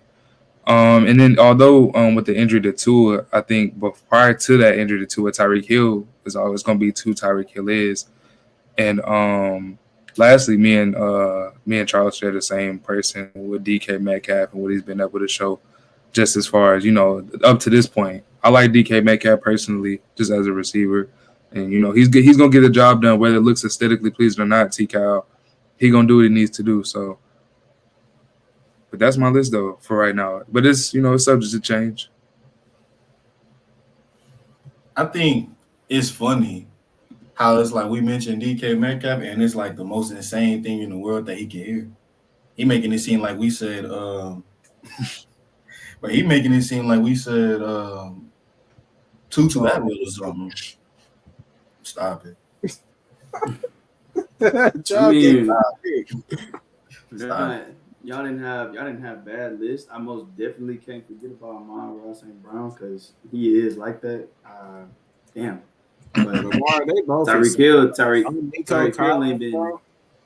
Well, I mean, you got to think about it too. I mean, Tyler Huntley's ass. I just put that out there right now. That nigga sucks. Like I mean, he was on the couch. He was on the couch. He was on the couch for a reason when they called his phone. And so I just don't. I mean, they don't have a better option than Skylar Thompson though. So is it? It do? Is he? Is he? I got it. Is he? I mean, shit. I'm like, bro, how do you? You got all these weapons around you. You can't use them. I don't understand that shit. Like I said about the 49ers shit. We go. Any one of us could go play quarterback for the Dolphins right now. How hard can that? I mean, how hard is it? I mean, with all of those pieces that you have around you, I don't understand that. Tyreek Hill didn't even get. I mean, Tyreek Hill. How many yards Tyreek Hill have against Buffalo? I mean, what we give him? I mean, against Tennessee. Less than 30. Less than 30. As a premier, I mean, he had like against Buffalo Bills, he had like 20. He had like 23. 4 receptions for 23 yards. Like, what is that? You know what I'm saying? It just don't. I think the that's only Tua was starting. I think the only thing with Tyreek is like for us to not have him in our list. I'm assuming me and T probably feel the same way. Is like we understand that you're one of them ones, and we're not gonna sit up here and discredit your situation. But even with the ineptitude at quarterback that you have, you would probably expect to have a little bit more yards against the likes of the opponents that you've been facing. But he plays a dependent position. He can't. I mean, he plays a very dependent position. Like he doesn't control if the man. I watched the play yesterday. He got his man beat by like 3 steps. And he overthrows the fuck. Like, what am I supposed to do with that? Like he got him beat. I've never seen that before. I've never seen a guy overthrow Tyreek Hill by like 5 to 7 yards like that. Like I'm talking about, it was. I've seen the starting quarterback do that a couple times. So let's not sit here and say I haven't seen it like that to where I mean, like at the end of the day, I don't know if it's arguable, but he's probably the fastest player in the NFL. So I don't understand how you overthrow a guy like that who's got his man beat down the field. Just throw it to him. At the end of the day, you don't got to put all of that on it. But he's not a throwing quarterback, which is why I think he was such a good fill-in for Lamar in Baltimore because he didn't have to throw the ball a lot. He could rely on his athleticism and be able to run and do some of the same things Lamar was able to do. And I think in Miami, it's just not like that. They don't have that style of offense because they have that track team receiving for. Mm-hmm. Yeah, y'all have some pretty solid lists. Moving on to the next topic, man. We got the Week 5 predictions, and I'm gonna go ahead and. You want to talk about it right now? Yeah, go ahead. Okay. So we've seen speculation about Devontae Adams wanting to get traded. So where do y'all think he's gonna go next? First off, I mean, it was a long time coming. Long time coming. I mean, and quite frankly, you can't blame somebody like that. I mean, I know he got paid a lot of money. He's owed $36 million next year, so it's really going to be hard for any team who is serious about acquiring his services to afford that hefty bill coming without a reconstruction on that contract. But if it was a team out there that desperately probably needed a receiver in dire strength right now, it'll be the Jets to me. Uh, and the only reason I didn't say the Chiefs because it was in division, and quite frankly, why would you trade in division? That doesn't make sense. Even though that's probably the best situation for him to go to is probably the most unrealistic, unless Kansas City just blows him away with a crazy offer. But New York, man, I mean, offense looks stagnant. Offense looks very weak. Garrett Wilson, I mean, he's getting double teamed every week. I mean, I wouldn't even say double team. He's just getting shut out. I mean, quite. I mean, I know it's annoying. You go against Christian Gonzalez, one of the best young quarterbacks in the league, and then you go against the best cornerback in the league the week after, and Pat Surtain. I mean, sure, he's not getting no breaks. But I mean, Devontae Adams, Aaron Rodgers. I mean, the connection is already there. Offense, Nathaniel Hackett. He was their OC in Green Bay. I mean, it's not going to be any difference. Like he knows the cadences. He knows he knows everything about Aaron Rodgers. Aaron Rodgers knows everything about Devontae Adams. They're still pretty much. I'm not gonna say they're the same player. They both took a. It's true. I can't even say Devontae Adams took a step back. I can say Devontae Adams had awful quarterback play. He hasn't had the fair opportunities to make his plays, but the New York Jets are in dire need of a receiver, like right now. And Mike Williams, he doesn't look like the Mike Williams from the Chargers. I mean, I'm sorry to say it. After all them injuries, I guess they finally caught up to him. He doesn't look the same. Alan Lazard, I mean, if Alan Lazard is getting featured as their wide receiver too, you're not going very far. I'm sorry to say that. But Alan Lazard is not the answer for the New York Jets hosting the Lombardi Trophy. So if you truthfully want to be real contenders, New York, take on that bill. Whatever that bill is that Devontae Adams is owed this year, you pay that. It doesn't matter. He has a connection with the quarterback. They play together. You know what it looks like. Them two together is unstoppable. And on top of that, their second option is going to be Garrett Wilson.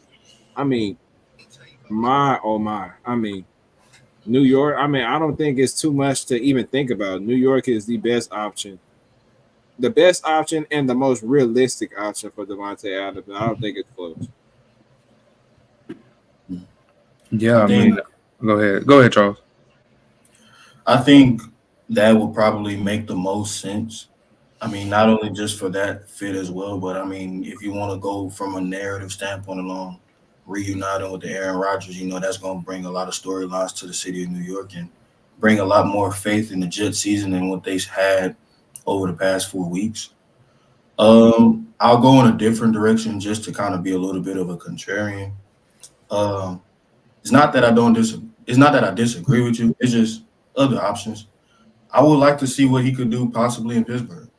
I mean, that would be I feel like a viable destination. Their offense is not necessarily the strength of their team, and they have gone to a very successful start. I personally thought that they were going to be the worst team in the division, and not to say that Pittsburgh is a bad team, but I thought that everybody in that division was just simply better. Cleveland looks like a shit show. Cincinnati is off to their usual horrible starts in the season, and Baltimore hasn't looked like Baltimore, quite frankly, until literally less than 48 hours ago.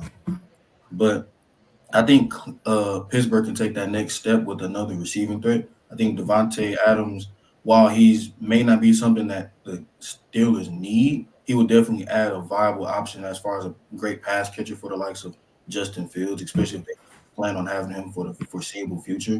Him and George Pickens, you already don't look at him as like a number one option. You feel like he's a number two. Well, Devontae Adams is one of those premier receiving threats that you can have in the NFL that can make any quarterback look good. Now, that remains to be seen with his tenure in Las Vegas, but that's just because whether you want to deal with Jimmy Garoppolo or Aiden O'Connell or now Gardner Minshew.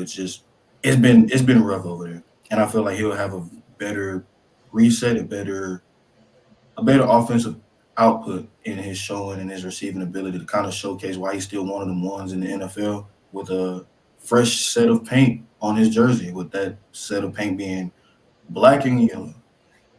Well, before cheers, you go. My question to I guess all of y'all, but I guess I'll be referring to the Charles on this one. Do you think that Devontae will want to go to a situation that doesn't already have an established quarterback? Because I mean, he's leaving the situation right now because he's frustrated that the quarterbacks aren't talented enough to get him the ball, and the opportunity that Devontae feel like he is winning on his route. So I think, well, my personal opinion, I don't know if him going to a situation without the star or one of these top level quarterbacks or competent enough quarterback to give him the best opportunities to impact the game. I don't think that's something that he's really eyeing towards, but I don't know. But that's a question for I guess all of y'all. I think Nah, I don't see him. I don't see him going to Pittsburgh because he gonna be even more frustrated with Justin Fields ain't able to get the ball to him. Yeah, and I think at this point, Devontae Adams is not getting any younger. I mean, up to this point, what has he really won of any true significance? And once a player wins that ring, we look at him different. We put him in a different category as far as receivers go. You know what I'm saying? So I think that's really what he'll be prioritizing if he is to make a move, which I think he is looking for. And I think he'll come in with something to prove because I think a lot of people are saying Devontae Adams has stepped off a cliff or he's on a decline, which is not true. I think what T-Cal said, I think he's had bad quarterbacks. And I mean, they traded his college teammate, which is why he wanted to go there in the first place. I think with that being said, I mean, it doesn't really get much more of a bad situation than what he has in Las Vegas. They did trade away his college teammate, which was his whole reason of even going into that silver and black uniform. And I think while the quarterback situation in Pittsburgh is not necessarily the most stable ground for him, and while he should prioritize rings at his age, I think it's a better viable situation than what he has in Las Vegas for a number of factors. One, winning cures all, and while we don't expect the Pittsburgh Steelers to, do anything in terms of be Super Bowl contenders, I mean, they have a winning culture, and they've had that prior to the likes of Devontae Adams even entering the league. The Raiders, they have a winning history, but that's history. We the way that we look at them in the present and the future, that's just a mystery. Also, too, for whatever Justin Fields is worth in your eyes, or for whatever reason, if they put Russell Wilson in the starting lineup, I think we can all agree that they're better than the quarterbacks that he's had in Las Vegas, and it's not even close. I mean, I think that would just be a better fit for him personally in terms of just him. I think it's just more about him escaping the hellhole he's in with the Raiders and how much he basically sacrificed in terms of his level of production as far as lack of opportunities versus going to another place. Yeah, I mean, honestly, I got two of them. And I want to know what y'all's opinion is on both. So one, I had Dallas. See how he would look in Dallas. I don't know, I mean, they got a lot of money tied up, but I think I think that will make Dallas better. And I don't see Devontae Adams. I don't know. I don't think he'd have a problem going and playing for Dallas. But then I also had Atlanta on there, just giving them another guy because I think Atlanta's a good team right now, bro. Honestly, they look really good to me, and I think possibly adding that Devontae Adams, I think that just makes him even better in my opinion. I mean, because then you got Drake London. I mean, I don't know if you'd be able to keep Mooney, but but then just adding Devontae Adams just puts them on a whole nother level in my opinion. So what do y'all think about both of those? Just what do y'all think about those two teams? Dallas, I think I like Dallas. Dallas better than Atlanta. I think I would want to say it's realistic, but I know Jerry Jones isn't the type of dude to make. Yeah, he's not. Yeah, he's not going to sign free agents.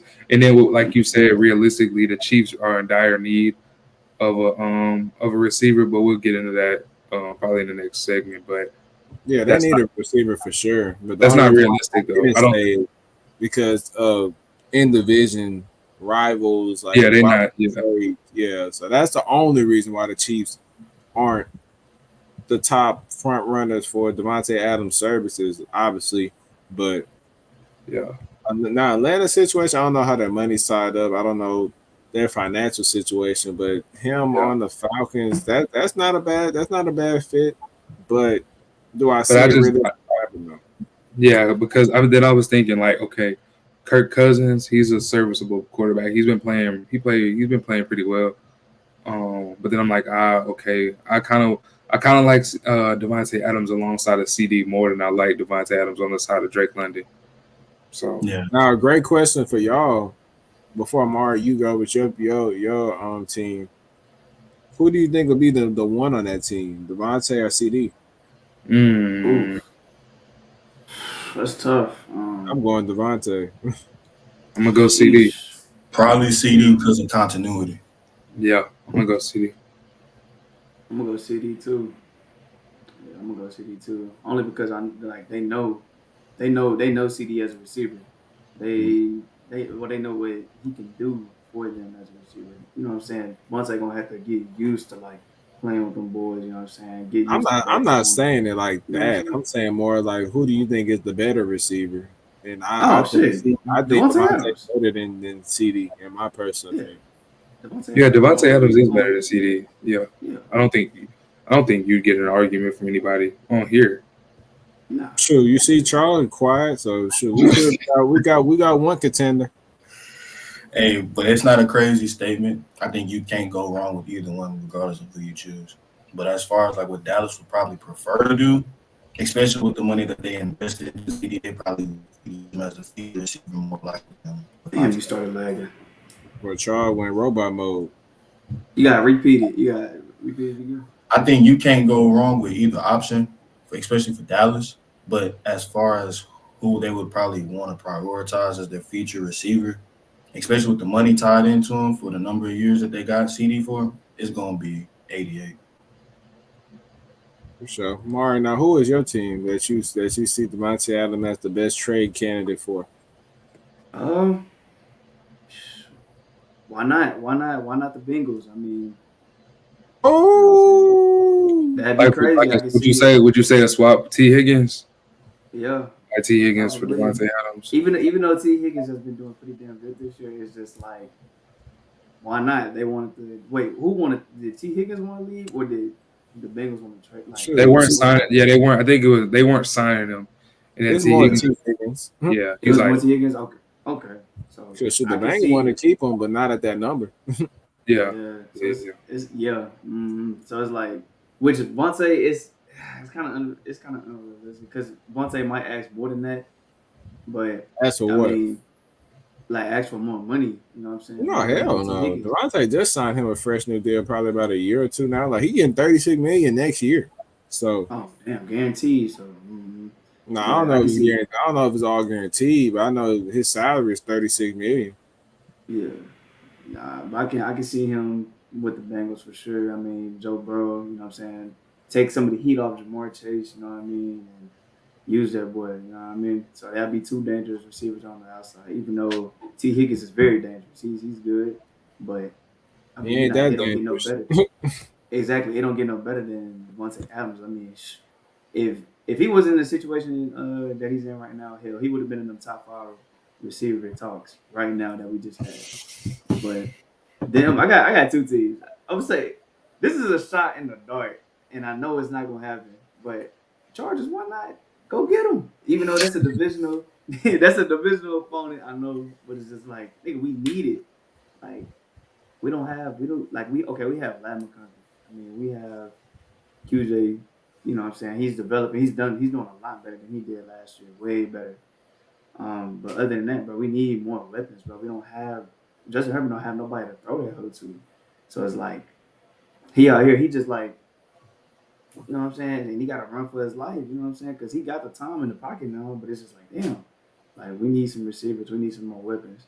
So that my boy can show that he, in them top eight, Yeah.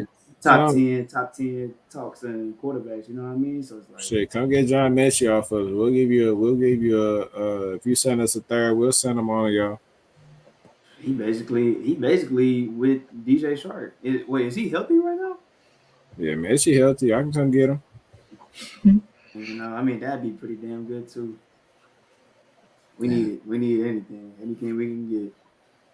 That boy got wishful thinking for sure. It ain't gonna happen. I already know. We probably gonna have to get somebody out the draft. But on to the next topic, man. We got our week 5 predictions. And first game, we starting off with the Buccaneers versus the Falcons. Who do y'all have? Falcons. I got the Buccaneers winning. Rise up, ATL. Yes, sir. I'm keeping up with the timestamps, yeah. You on mute, Tyler. You on mute. I'm still on mute. Oh, I got the Bugs. Damn. Well. Yeah, I got the Bucks winning that game too. Next game, Ravens versus the Bengals. Ooh, I got the Bengals winning. I got the Bengals. I got the Bengals winning that mug. Lamar the struggle against them. Got the Ravens. Charles, we know who you going for, your hometown team. Man, whatever. Give me the purple and blood. Hit that Cam. It was you already know you blocked it. Nah. Next game, man, we got the Bills versus the Texans. Ooh, it's gonna be a pretty damn good game. Give me Houston. Give me Houston. Yeah, give me Houston. Y'all better destroy them. Bro, he just flexing the Cam Akers jersey. Like, hey, trust me, this is not no Cam Akers jersey. This mug is customized.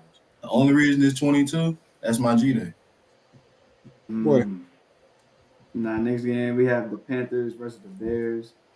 I'm going to go. I got Bears. Yeah, I'm going to take Chicago. Yeah. Panthers don't do nothing for me. I got Chicago. Did the Panthers just win this past week? No, they lost the Bengals. Oh, so let me ask y'all, all y'all niggas that was on this show talking about Andy Dalton. What's going on? He won half of the games that Bryce Young won in 2 seasons. Dang, that's a bar, Charlie. Talk your shit, Bryce. Let's talk. I mean, what happened though? I mean, I'm just asking. Y'all was hype about he won one game, and y'all was like, "Oh, he's the savior. He's the savior for the Carolina franchise." I'm just curious. It was real quiet when he lost. Who said he was the savior? What the fuck? Like, oh my God! Like, thank God we made the change to Andy Dalton. Y'all was waiting, like, oh my, like, what you mean? Oh, yeah. Now we're not gonna sit here and act like Carolina just has the best skill position. By far, they don't. But they have a serviceable enough skill position for the game to be viable and for them to at least have a chance in the game. And they don't have any chance. Right. And he threw for 220. Threw 2 tugs, bro. He threw an interception as well. I mean, he threw for 220. And then keep in mind, too, forget the results. I mean, the offense over the past 2 weeks looks vastly different with him. Way better. And he put up 24 points against the Bengals. 34-24, I guess, bro. I guess we doing moral victories then. Okay. Joe, bro. He got a literal victory. That'll be a Bryce Young victory if he ever put up 24. Yeah. He lost. But okay. 25 for 40. I guess that's good to y'all. So we're gonna move on. I got the Bears winning. So yeah. Why not? Take the Panthers. Take the Panthers. Yeah, take them. I said the Bears. That's some heart. Oh man. But next game, we have the Cardinals versus the 49ers. I'm going to take the 49ers. 49ers, their Cardinal defense is piss poor. Yeah, give me San Fran. Brock Purdy been going crazy, too. That's your boy. I fought with Brock Purdy. But next game, we got Green Bay we got the Packers versus the Rams. Who y'all got? Packers versus who? Packers versus the Rams. That's hard. That's Cheers team. Is Puka Packers? Is Puka still on IR? Is he hurt or is he back? He hurt. He's still hurt. I'm gonna take Green Bay. You might go with your Rams. Green Bay, Omari. What's the next game? I got Green Bay. Hey, I got Green Bay. you got Green Bay. Next game, man, we got. Oh, Tyler, you said you was already. Yeah, I got Green Bay. Nah, he had the Rams. All right, next game, bro. We got the Cowboys versus the Steelers. Now, I think that's gonna be a pretty damn good I got Pittsburgh. Taking the Cowboys. Wait, where you Pittsburgh, from? show me something. Cheers, where you from? Houston. You're doing a disservice to the city, my brother. Give me Pittsburgh. Dude, you literally went for a division foe like the week before. Like, what are you talking about? Bro, I'm going head over heart. What you mean? But you just told him. You Yeah. said you just asked him where he was from. So how you go from that to this? What you mean? I'm confused. You gotta put it all in. You went for a divisional rival, but he chose Dallas. You said, where are you from? Exactly. How does that correlate? Yeah. Man, How does Steelers that- look it up. Next game, man, we got the Jets versus the Vikings. I'm taking the Vikings. Vikings. Man, they've been playing out of their mind, bro. Like, I don't know what they got into them. Good head coaching.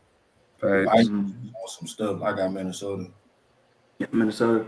All right, next game we have the Colts versus the Jaguars. I have the Colts winning that game. Damn, the Jags are 0-4. are we gonna say by a lot or how much we saying they'll win by? The coach blowing them out. Touchdown. It's gonna be a close game. Two But I got It's gonna be built ass. Let Joe Flacco playing quarterback. Come on now. Hey, he gonna throw some picks too.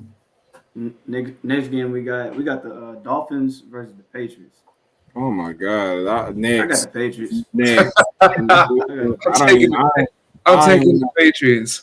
I ain't want to pick. The Patriots. You know Put what? Drake May. Put Drake May in, bro. I'll go Patriots, bro. But God, Oh my God, man! I want Drake May does need to play though. You know what? I'm gonna be different. Give me Miami. Who they starting QB? Brissett, yeah.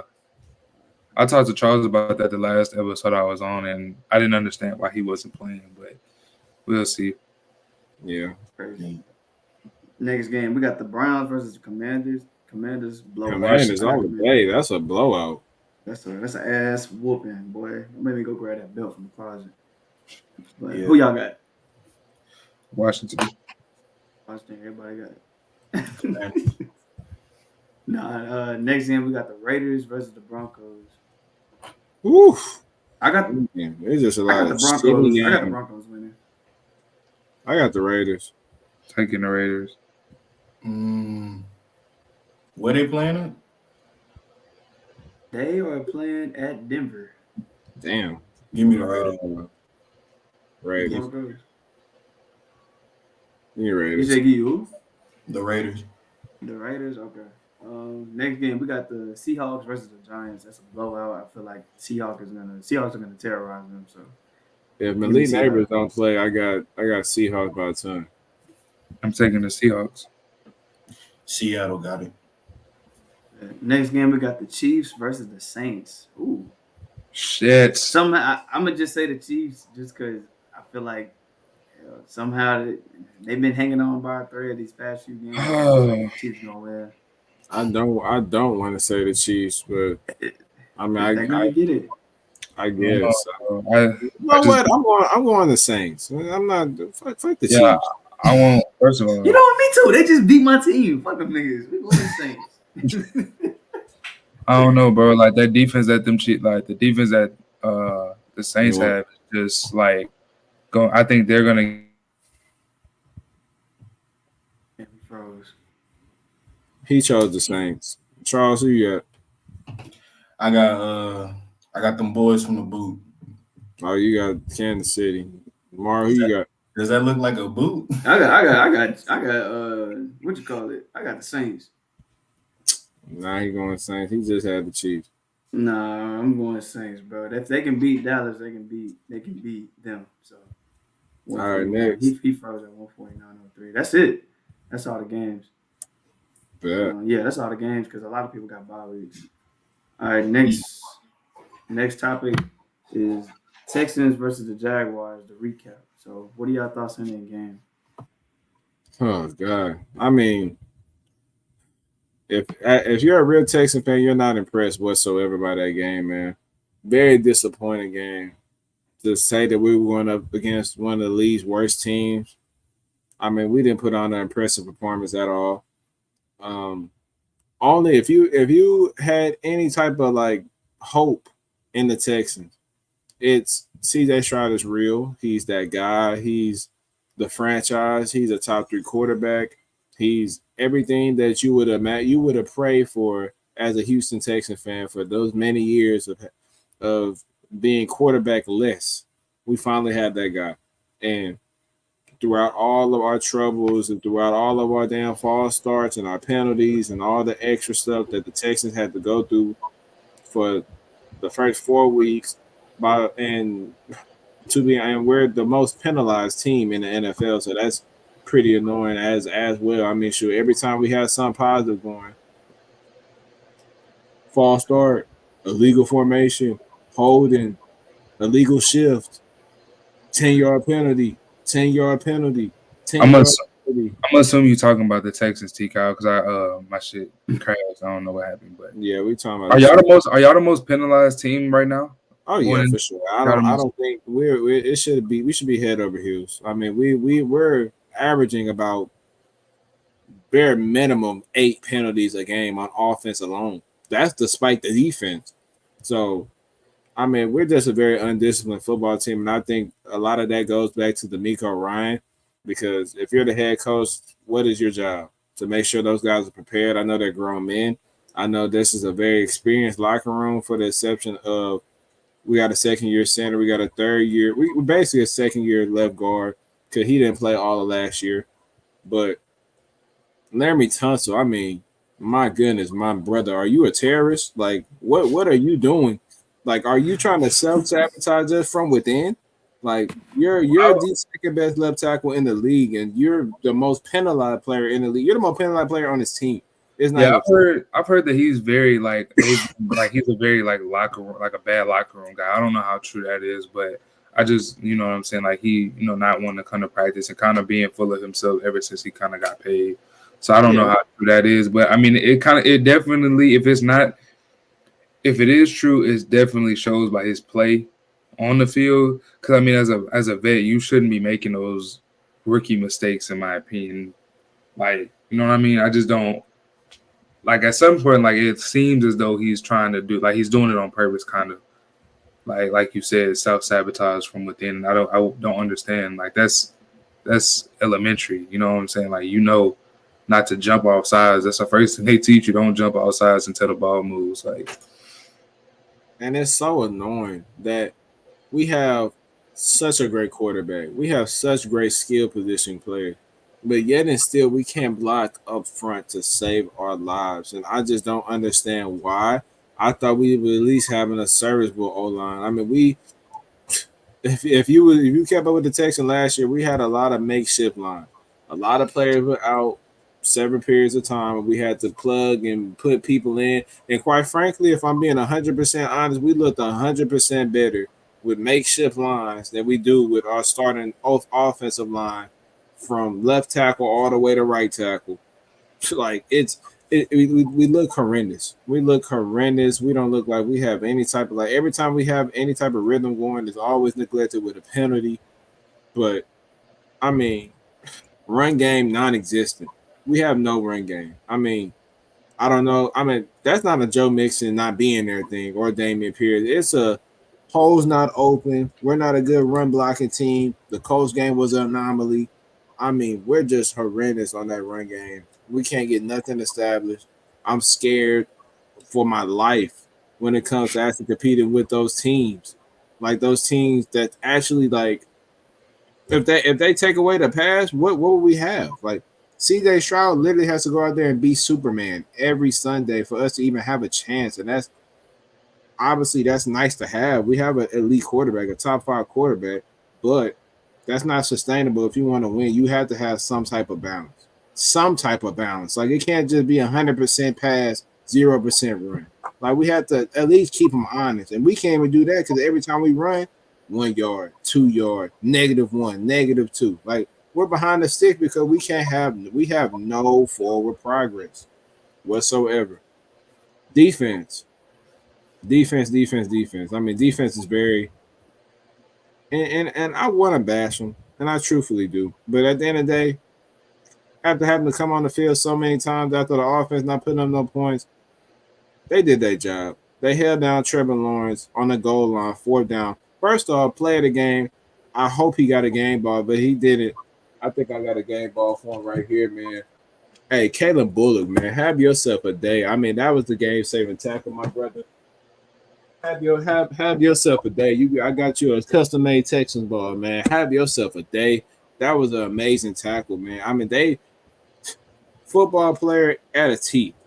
I mean, they don't teach that type of effort. Like, they teach that type of effort, but shoot, players actually coming out there and playing with that type of effort, non-existent. But him, he could have just said, "Fuck it." He gonna score the touchdown. We tried. He broke it loose. But what he do? Chased him down, tripped him up at like the 2-yard line, and what happened? We got a fourth down stop, like no points, and that, quite frankly, that changed the whole game around, and they actually gave us a chance to win.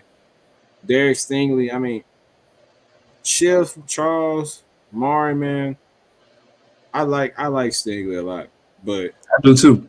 I can't stand him getting this much praise, and for D'Amico being the guy that changed Derek Stingley and put him at his full potential, but yet and still we don't let him bump and grind and play man-to-man press physical coverage against these top-tier receivers that are killing us. And instead of that, we're playing off. We're getting them 7-8 yards of cushion before we even make contact with these guys. And like they're killing us week after week after week.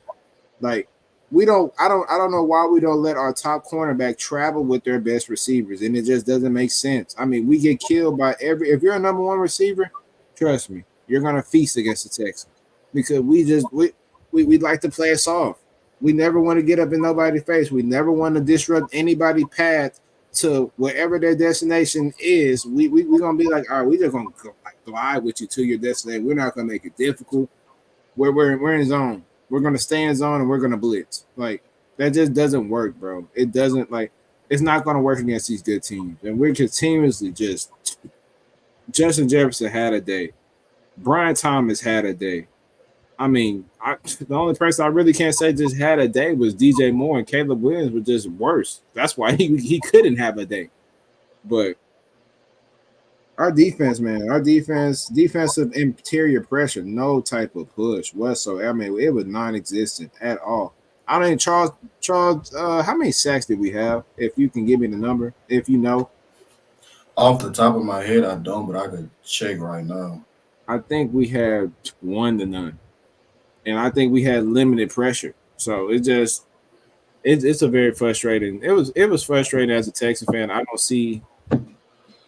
It was no positive outside of CJ Stroud is that dude. Nico Collins is a top 5 receiver. If not, he's the best receiver in the league at this moment, playing that way at this moment. I mean, yards speak for itself. Play speaks for itself. We got a lot of holes to clean up. We got a very tough schedule, so hopefully we can get it cleaned up before we get to the rough part of our schedule, which includes Detroit, which includes Kansas City, which includes Baltimore, which includes, I mean, we thought Miami was going to be tough, but I guess that's not the case anymore. I mean, we have teams, but we got the Jets. Like, it's a lot of people. So hopefully we can clean it up this Sunday against Buffalo, man. But it wasn't a promising day for Texas fans around the world. I can guarantee you that. Yeah, I concur. I'll start off with the cons. I mean, it's the same stuff, different day. I mean, I feel like Ace Hood at this point. We got penalties, and penalties galore. I mean, it seemed like we can't go a game without having at least double digit in that remark. O-line is as bad as I can remember. And that's actually like saying something because we've had some pretty bad O-line play in the past if you're a Texans fan. So like for us to be so hyped up about our level of productivity because now we're solidified and now we're healthy and now we got continuity and now we got a quarterback that's actually worth something, all that in a bag of chips. And for us to not protect that bag of chips, I mean, that's terrible. The the offense was stagnant, especially in the second half. I mean, we had 5 straight drives without points. I mean, like as an offense, that can't happen, especially against a caliber level team like Jacksonville, who is unequivocally the worst team in the NFL. And that's compared to a Miami team that has no quarterback, a Patriots team that has no offense, and a Panthers team that prior to literally a couple of games ago, they were seen as like the laughing stock of the NFL. Like for us to be playing to this level of competition and not being able to kind of showcase the level of dominance that typically great teams can, it's a poor showing. It shouldn't have been close. And our talent level is capable of beating those teams, fortunately. But when we're going up against the likes of a Baltimore, the likes of a Kansas City, I mean, for all intents and purposes, when we go up against a real football team next week, I mean, we're not going to be able to strictly rely on our talent alone to just beat the likes of a Buffalo Bills team. We have to clean up the errors in terms of the offensive level production and in terms of the mental errors for penalties. But as far as the positives I could take from this game, I mean, thank God for C.J. Stroud. Thank God for Nico Collins. Uh, I'm glad you mentioned Bullock. He's the unsung hero of that game for sure. I mean, that fourth down stop, the definition of bend but don't break. I mean, you might have high school and college coaches all across America showing that one play of Bullock just hawking down ETN because, like, if he would have just let him have the touchdown, then nobody would blame him because that's a great play by ETN. But the fact that he hustled and stopped him, that literally kept the game alive for us, for our defense to even have a chance.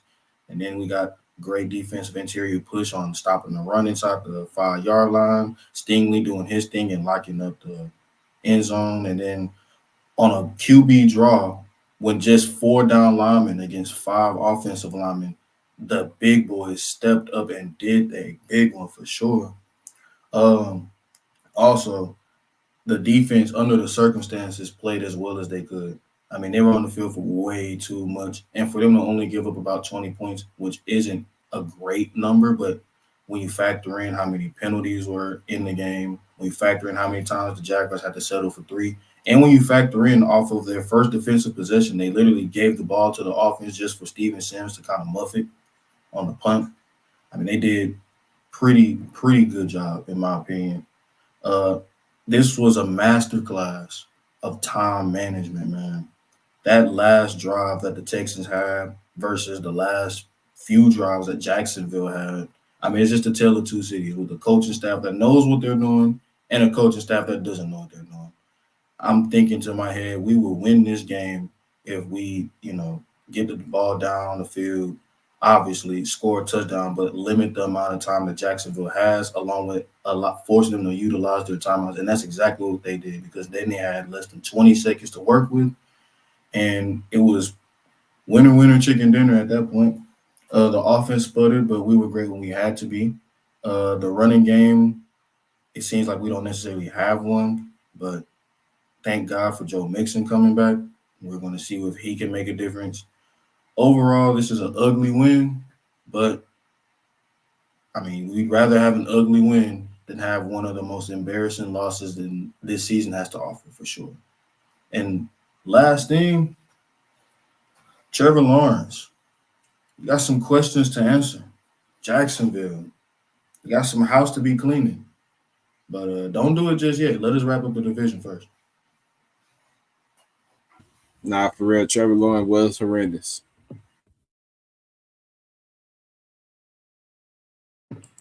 All right, on to the next topic, man. So I'm gonna ask y'all the question: who are contenders and who are pretenders? And give us a list of the teams, or we just gotta go. See how you want to do it. Okay, you I got you. Commanders.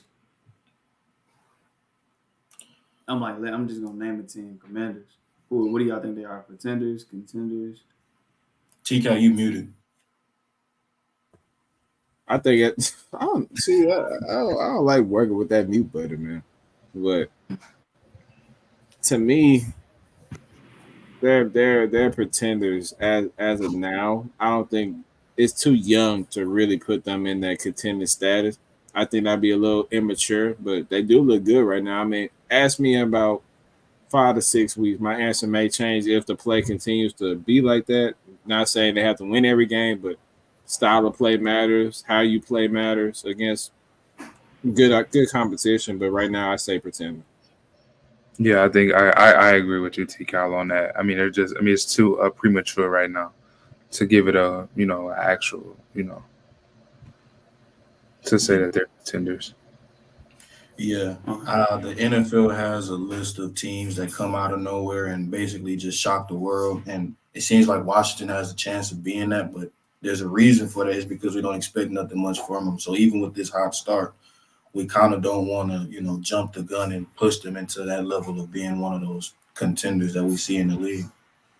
I'm gonna say that the Commanders they're contenders. They're contenders. I'm gonna say they're contenders because I mean, yes, it's early in the season and yeah, they're having a hot start, but if they can keep this going like what they're doing right now, I mean, hell yeah, they'll be contenders for sure. So it's just up to them to really just stay consistent and keep that play style going and have Jaden Daniels just play amazing like he's been playing. But the next team, the Texans, Contenders, contenders, but not. I'm not. It's a lot of football left to be played. I'm not gonna sit here and just act like we're Like I just like I said at the start, not yet is what I said. Remember I said that? Yeah, you did. I know. Y'all figured out. It's okay. I said that. Yeah. So I'm gonna say pretenders for right now, like I've been saying. We contenders, but we ain't the prettiest contenders in the world. We got a lot of work to do. And frankly, if I'm being honest, I think we are beneficiaries of having one of the weaker divisions in the NFL. But I mean, I think we're still one of the best teams in the NFL. We just got a lot of work to do. But you say that, but shoot, are the this week division just beat undefeated Pittsburgh last week with the backup quarterback. So shoot, how weak is the division? I seen that Anthony Richardson leads the league in deep yardage passing and has one of the worst completion percentages in the NFL. So I mean, take with that what you will. So. I'm gonna say y'all have potential out the roof, man. Y'all should be contenders. You know what I'm saying? Right now, I feel like y'all just have a lot to clean up. So I'm gonna put if y'all clean that up, I'm gonna say y'all are contenders. But all y'all need to do is just clean up everything that's going on right now with the penalties and all that flags, just everything. So once y'all clean that up, I feel like y'all would be contenders. If that makes sense. The next team, the Chiefs. It's annoying, bro. Because you have to say contenders, but they look so bad. They look so bad it hurts. I mean, we've looked bad before, but I mean, just with the injuries that's been plagued, that we've been plagued with. Right now it's hard. I mean, as a fan, I think one of our topics was already in trouble, and my answer is yes. Like I said before, we're in dire need of a receiver. So I gotta say pretenders as of now. Like you said, if guys come back, I don't know if we don't know. Do we know what Rasheed Rice ended up hurting? Did he tear his ACL? Yeah, do we know yet? Weeks. 4 to 6. Shockingly, but yeah. I mean, I respect your answer. You're a Chiefs fan, so right now, I'm gonna say pretenders just because of what's going on. We don't have Pacheco. We're out Rasheed Rice. That's why that game against the Saints is gonna be tough. So I mean, but then again, I was gonna say too. I think what the Chiefs has fallen into is that Dallas Mavericks 76ers Allen Iverson syndrome of where we've needed receivers for a long time. Patrick Mahomes is so great to where we don't put other great pieces around him because we think that Well, like organizationally, they think, okay, well, we just won with this team. Well, we need to run it back with the same team. It just doesn't work like that. Because while you're running it back with the same team, Dallas has gotten better. You know what I'm saying? Other teams are getting better and adding pieces. Detroit has gotten better. You see what I'm saying? So it's like that's what I think we're falling into, and I hate that sometimes. I mean, Travis Kelce is on a decline, and I mean, I don't know how long he'll continue to play, but that's what I think. That's what I think. That's why I say pretenders as of right now. But who's to say we get Rashid Rice back? Possibly. Is Pacheco out for the season, or is he? What's his? I think he He comes missing back a few 2 weeks. months. 2 months. See what I'm saying? So get Pacheco back. Rashid Rice come back. Hopefully Hollywood can come back and it's not out for the season with his shoulder injury. I mean, it could look different. But as of currently today, I'm gonna say pretenders. I say y'all are contenders just off of y'all. I mean, y'all undefeated.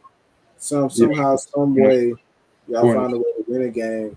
And as annoying or as rigged as what a lot of NFL fans want to say that the Chiefs are, I mean, y'all had multiple seasons with slow starts and the odds stacked against the Chiefs, and somehow reason they always end up on top. So I think it'll be pretty premature of me to say that they're not contenders and they are pretenders at this point. I mean, 4-0 to be pretenders is a real stretch. So I'm not gonna be that naive. I'm gonna give them their proper respect until it's completely off of a cliff. But for now, I say they're contenders. Yeah, I say they contenders too. I mean, for me, I see a lot of Philadelphia Eagles in them, where they just skating by with the skin of their teeth, barely enough, firepower to kind of walk on and keep their head held high, living to fight another day. But the only difference between what the Eagles got and what the Chiefs got, in my opinion, like the Chiefs got a history of being in this position and actually being the last team standing. Whereas over time, the Eagles kind of falter and you see who they truly are. I think the Chiefs, they've earned that level of respect over, truthfully, the last 4 or 5 seasons to be one of them ones for sure. Because at the end of the day, the buck does stop at Mahomes for at least the time being. Hopefully, not the foreseeable future, but we got to give him the respect that Arrowhead is due. Mm-hmm. With the Chiefs, man, I'm gonna go ahead and say y'all are contenders because I mean, damn, y'all proved me wrong last year because we counted y'all out last year. It was like around this time, man, we counted y'all out. We didn't think y'all had a slow start and then boom, ended up Super Bowl champions. So it's like Charles said, they've earned the respect to be like who they are. You know what I'm saying? So it's like it's hard to say like, oh, the Chiefs they pretenders. Because I mean, yes, y'all are having a slow start right now. Yes, I mean y'all are undefeated, and y'all are winning games by literally by a thread. But I mean, hell, I can't count out the Chiefs, bro. I can't, especially with Mahomes at QB, bro. Like I feel like once they get their shit together, they'll be straight. But yeah, most definitely y'all are contenders. The next team, the Saints. Are the Saints pretenders or contenders? Pretenders. I don't think it's just too much to get into it. So quarterback play put a little pressure on him. He fold like cheap laundry. Yeah, defensively I like them, but offensively they lack a lot. So I'm gonna say pretenders. Pretenders. Yeah, they had a little bit of a heater, and then they got brought back down to earth real quick. I mean, they went from having the most potent offense we probably have ever seen in NFL history to kind of just honestly looking below average over the last 2 weeks. So I say pretend. Yeah, I'm gonna say pretenders as well. Yes, they've had a hot start, but they, like Charles said, got humble real quick. And I don't know. I don't see them just going extremely deep in the playoffs. You know what I'm saying? They could be like a wild card or something like that. But I don't see them being like, oh, they're like a huge threat or anything like that. Granted, they're a solid team, but nah, I'm gonna say they're pretenders. Next team, the Vikings. Contenders, Uh, contenders, bro. I pretenders until further notice. I think first 4 weeks in the season is raw. Like everything is extremely raw. We done seen a lot of people come out to these hot starts and burn fast. I just need to see a little bit more, and I don't think that's just like crazy to say. I mean, every teams aren't at their full form first 4 weeks of the season, but they do look pretty good. They look like the best team in football right now, but with journeyman Sam Darnold, I don't have too much confidence in him in those critical situations with a lot on the line, and we haven't seen him in those situations. So I think it's fair to be objective and say that they're pretenders until we see a little more. I mean, shoot, they have Detroit coming up in about 2 weeks, so let's see after that game how they fare, and I think we can give a proper assessment because obviously I think we all have a pretty high thought on Detroit, thinking that they're one of the top teams, still standing in the league. So I say pretenders for now, but obviously that can change. Mm. I say they're I say they're contenders. I mean, for whatever is worth, yeah, this season is pretty raw, but you take away the Giants. I mean, they've beaten three teams that we realistically all have going to the playoffs pretty convincingly. I mean, with the likes of Green Bay, with Jordan Love, even with him looking rusty, I mean, they were able to withstand what he was capable of doing. You've seen what he did to what Brian Flores did to us, I should say. And then even with the neutralized San Francisco, that's still a team with a lot of all pros, basically more all pro talent players than virtually any team in the NFL. So I got a lot of respect that I've gained for what Minnesota is capable of doing.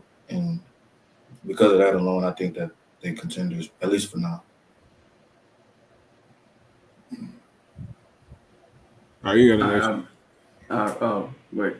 Can I say it? Okay. But did you say yours? I'm gonna say no. I didn't say mine. I'm gonna say Oh, that okay, they say yours. are. Yeah, nah. I'm gonna say that they are pretenders until further notice. I'm gonna say that. I mean, yes, they're having a hell of a hot start right now, but then it's kind of hard to like assess it because, like Charles said, besides the Giants, they play teams where we're like, okay, yeah, they're contenders. You know what I'm saying? So it's like I'm gonna say pretenders as of right now because it's still a little early. So yeah. Cheers, what you got? No, he already said. He said they could. I said contenders just by what they've showed me thus far. I like what I see from the Vikings. Like I said, they've been just playing out of their mind. Although it's early, I mean, I like what I'm seeing. Now they might fizzle out, then we'll be having a different conversation about I was wrong and I was But that right. anyway, yeah. But I got them as contenders right now. But next team, the Jets. Contenders. I mean, I say pretenders. Nothing is nothing. I mean, you watch the Jets week to week. It's you don't know what you're going to get from 'em. I mean, they lose to the Broncos, but they dominate the Patriots. But they lose to the 49ers in dominating fashion. But they beat the Tennessee Titans. I mean, you don't really know what this team is. I mean, they had a pretty weak schedule up to this point outside of San Francisco, and they won 2 out of the 3 games against realistically teams that are going to be in the hunt for Shador Sanders, and the other team are going to be in the hunt for And who did they play? The Titans. They played the Titans. They played the Patriots, and they played the Broncos. Broncos. One of them gonna be in the hunt for Shador Sanders, and another one gonna be in the hunt for Travis Hunter. So I think that's all we need to say about that. Pretenders, pretenders. New York until further notice is pretenders. Yeah, I never believed in the Jets in the first place, and I said that from the jump. And it's not cap, but hey, I stand on that for sure. They have not looked impressive to me whatsoever. They almost lost to one of the worst teams in the Titans. They couldn't muster a touchdown against the Broncos. And for what it's worth, their game against the Patriots, people look at them as like being world beaters because they beat what could possibly be the worst offense in football in New England. History. Possibly. So I don't get nothing that gets the juices flowing for the Jets, so I got them as pretenders. For me, with the Jets, I got them as pretenders. like Tyler said, you don't know what you're gonna get from the Jets. They could be on one game and off the next. They can be very consistent and they can be very inconsistent. So I got them as pretenders until further notice. Yeah, pretenders until further notice. Because you just don't know what you're gonna get. Did he go? Everybody went, yeah. Everybody went. Damn, I guess I ain't here. All right. The next team, the Buffalo Bills, man. Pretenders. Pretenders. I don't like nothing that I see from the Bills. They are such a roller coaster team. Like I said in the previous segment, just game to game, week to week, you just never know what Bills are going to show up. And I don't see them going too far with that. Like I told you, like I was saying, T-Cow, nobody really scares me offensively on the Bills. I mean, no on defense, honestly. I mean, Von Miller's out, which is typical of him at this point in his career.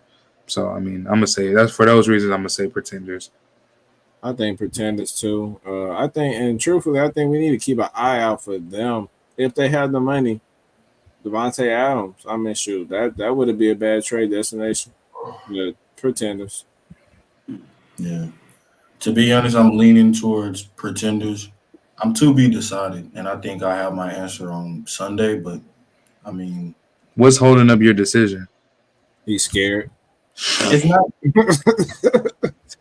Man, it don't got nothing about being scared. It's just like, you start off looking like one of the most dominant teams in the NFL, and then you play a real team, and you get, the brakes beat off of you. So it's like, which version are you? Are you this team that's beating up on these pushover level squads in the NFL and just incapable of, beating up a team that's as talented as Baltimore? Or are you just a team that's, really talented and can push for a Lombardi, and you just happen to have a bad game at a bad time? So Yeah, I'm leaning towards pretenders as well. I don't know, man. I don't think Buffalo can run with them with the big boys, man. I don't think like their offensive. I don't think their offensive firepower is enough to like just make them contenders. You know what I'm saying? So I'm gonna go ahead and say pretenders. Somebody said, What was your choice? No, Oh. All right. The next one, the Seahawks. pretenders. Until further notice, I don't trust anything I see out of them. First 4 weeks, they done had multiple seasons of hot start and epic burnout. So I think it's safe to say that I can't say pretender to further notice because they do this on a year-to-year basis. Start off hot, fizzle out towards the end. So until further notice, I got pretenders. Yeah, I'll agree with T-Cow on that. I mean, yeah, like you said, they've been known to have these hot starts and then towards the midway point of the season, they kind of just fall by the wayside, so to speak. So pretenders until further notice. Until I need to see more out of them.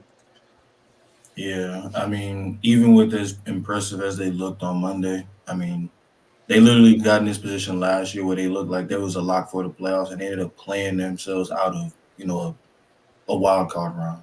Now they're in the lead for the NFC West. I think none of us thinks that would last. So for now, we got them as pretenders. Mm-hmm. It's kind of hard with them because the Seahawks, they have the talent.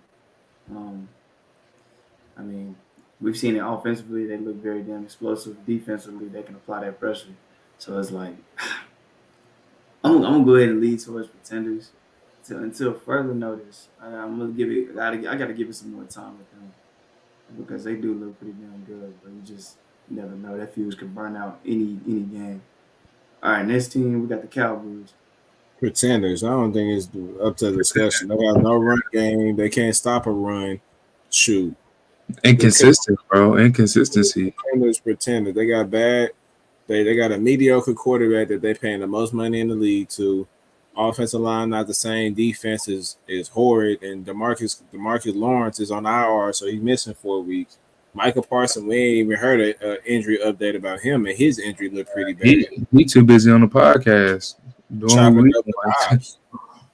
doing what we doing with people he got to play against on Sundays. I've never seen that's he's in the same division. That's their rival. That's their top rival. That's what I'm saying, bro. Like you on here talking and laughing, bro. Like I've never seen. And let me say this: I'm not a fan of current players having podcasts. I don't know how everybody else feels about that, but I hate that type. I don't like that shit, bro. Like there's no way as a current like NBA or NFL player you should be talking about number one a game you just played, or like definitely shouldn't be talking about somebody you're currently having to go up against. That's like, but I don't. That's just my opinion. I don't like it either. I don't. Yeah, like definitely pretenders for the Cowboys though. Just the inconsistencies that you see. I mean, you never know what Cowboys are going to show up. Hey, cheers! But to that point though, I like certain people podcast because they know how to organize and they know how to actually run a podcast. But like, as far as like these other people, no, I'm saying from a standpoint of current NBA players or NFL players. I'm talking about players in general. Like, bro, Debo Samuel has the worst podcast of all time. That's what I'm saying. That's what I'm talking about. Like, I don't think current NFL, like if you're currently in the NFL and you're playing, you don't need to have a podcast. Now, when you retire and you ain't really got too much going on, then you could talk about the memories and the games that you saw. Because I think it's better. Like you could sit here and say, like, oh, I remember, we was playing the Patriots, Tom Brady, whatever, like that you can give to people the inside story. But we just played and I'm talking about, yeah, on a fourth down, like that shit you talk about with your teammates in the locker room, bro. Not on a podcast with people with a live chat and shit like that. I've never been a fan of that. Like Paul George podcast is ass to me too. I don't like that. I hate his podcast. I like Paul George podcast. I like his podcast. I think Paul George's is cool. Now other people like Trey Young's is see that. I don't like none of it. Draymond Green, I don't like Draymond Green's either. I think I like Draymond Green because it's what you came to see. Like he gonna give you the messy storylines. He gonna give you something that you're gonna talk about the next day. I think it's more entertaining because like Draymond Green is a very unfiltered human being. So he's gonna speak his mind and he don't care what you think, which obviously shoot. If I had that type of money, sure, I'll speak the same way. Hey, how he speaks. I would just rather they keep that to themselves and then bring it back up later. I think because that's the story people want to know. Like Draymond is the type of guy to go and have a podcast about right after the Jordan Poole thing happened and tell everybody really what happened, which is not a bad thing because you get to tell your own story and not wait years and years and years. Like we say, like a Scottie Pippen and Michael Jordan, you know what I'm saying? But at the same time, I think you got to keep the main thing. Basketball and football, you don't need to be doing a podcast when we got a game against this nigga tomorrow and you up here laughing and talking. Like from a competitive standpoint, I don't like it. Yeah, that's insane. I respect it. Yeah, that's insane. That's what Michael for sure. I feel like with Michael Price, he just giving everybody like a alternative look on it. Like he's bringing like that's different. Nobody does that. I've never seen nobody do that. So I think for him, not to mean to cut you off, a different approach. Not to mean to cut you off, but I think he's just trying to capitalize off of being on the most profitable and the most marketable organization in all the professional sports. I think he's just trying. That's what it is. That's exactly what it is, bro. That's what it is for sure. Yeah. Damn, who's we talking about the Cowboys? Yeah. Yeah. Cowboys. Who was next after them? It was. I meant to say my point. Cowboys. Oh, did you say? I just did. Cowboys are kind of as pretenders. I ain't even got to explain that. We all. We all. No. Yeah, we all pretend. The next team, man, we got the Eagles. Pretenders. They got an awful coaching situation. I expect Mike Vrabel to be in there by the end of the season. And shoot, that's all I got to say. To further know, the defense is horrendous. Offense is horrendous. It's just a bad situation. AJ Brown is out, and I've said this before. I don't know what happened to the Eagles from that year on that spectacular run that they had to injuries, Steichen. Injuries, and just them not being able to keep that team together, and they're aging and players retiring and all of that.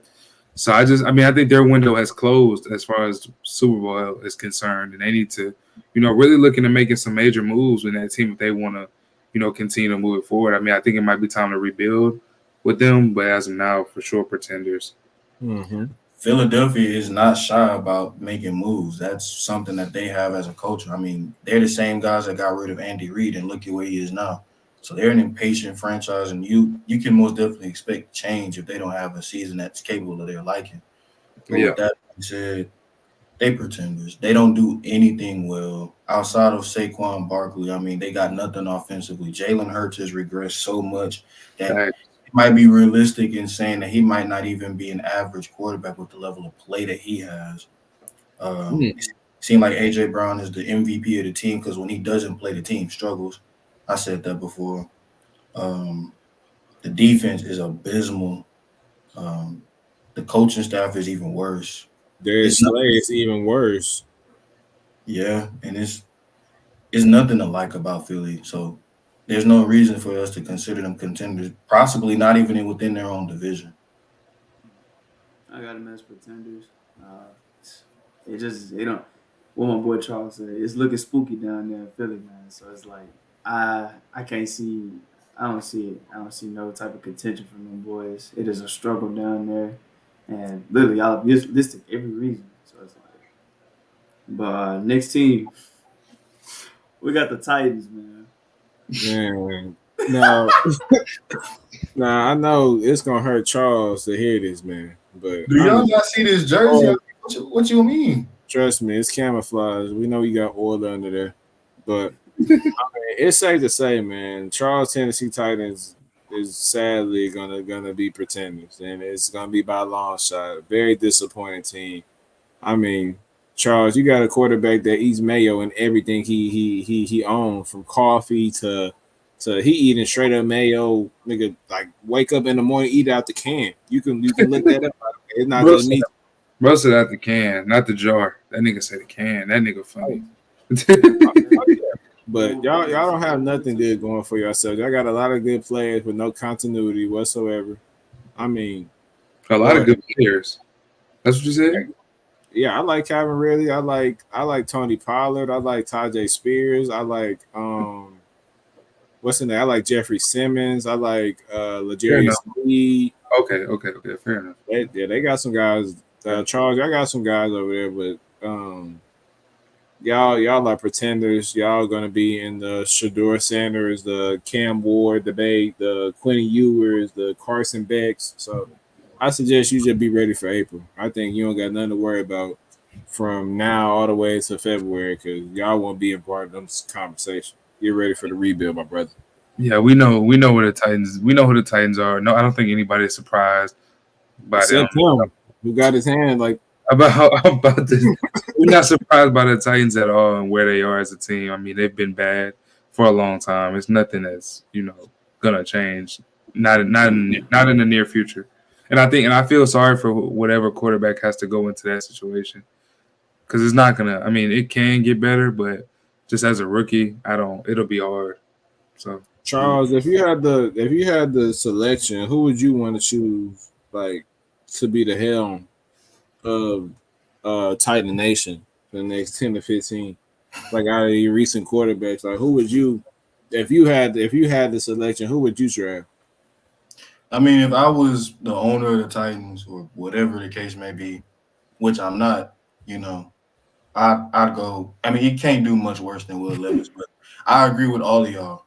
The T-Cal Titans are not contenders whatsoever. So. Y'all boys crazy. I ain't heard about the Titans being good since not even when CJ 2K was there, bro. Like, well, they was solid. That was probably the last time. They were just good. They were literally just good a couple years ago. Yeah, they was in the AFC Championship against Kansas City for Mahomes' first ring. Well, it's been a minute. It's been a minute since I heard about the Titans being good pretenders. Yeah, but that's gonna wrap it up, man. That's it. But hey, man, cheers, Versea, Omari, man. It was a pleasure doing episode 24 with y'all boys, man. Always a pleasure, bro. A great episode, man. We 2 hours 30 minutes in, man. If you made it to the end of this video, man, please like, comment, subscribe, follow all my boys on their social media. It's gonna be pinned down below, man. Hey, Care package came through, man. We lit. Wi-Fi jumping. All I can say is that y'all gonna be really excited for the new and upcoming Check the Stats podcast coming to you live really soon. I don't want to talk about it too much longer, but we gonna change up the game for sure. It's gonna be that's a surprise. That's a surprise to me. You ain't tell me about that. Hey, yeah, trust me, it's a surprise for everybody. So, Charles, you want to break us out before we get out of here, man? Hey, you already know what it is. If you need the facts, check the stats. Yes, sir. And that's from the Tennessee Titan himself, man. Charles Versea. Tighten up. We out. Oh, no. We out of here. Oh, nah.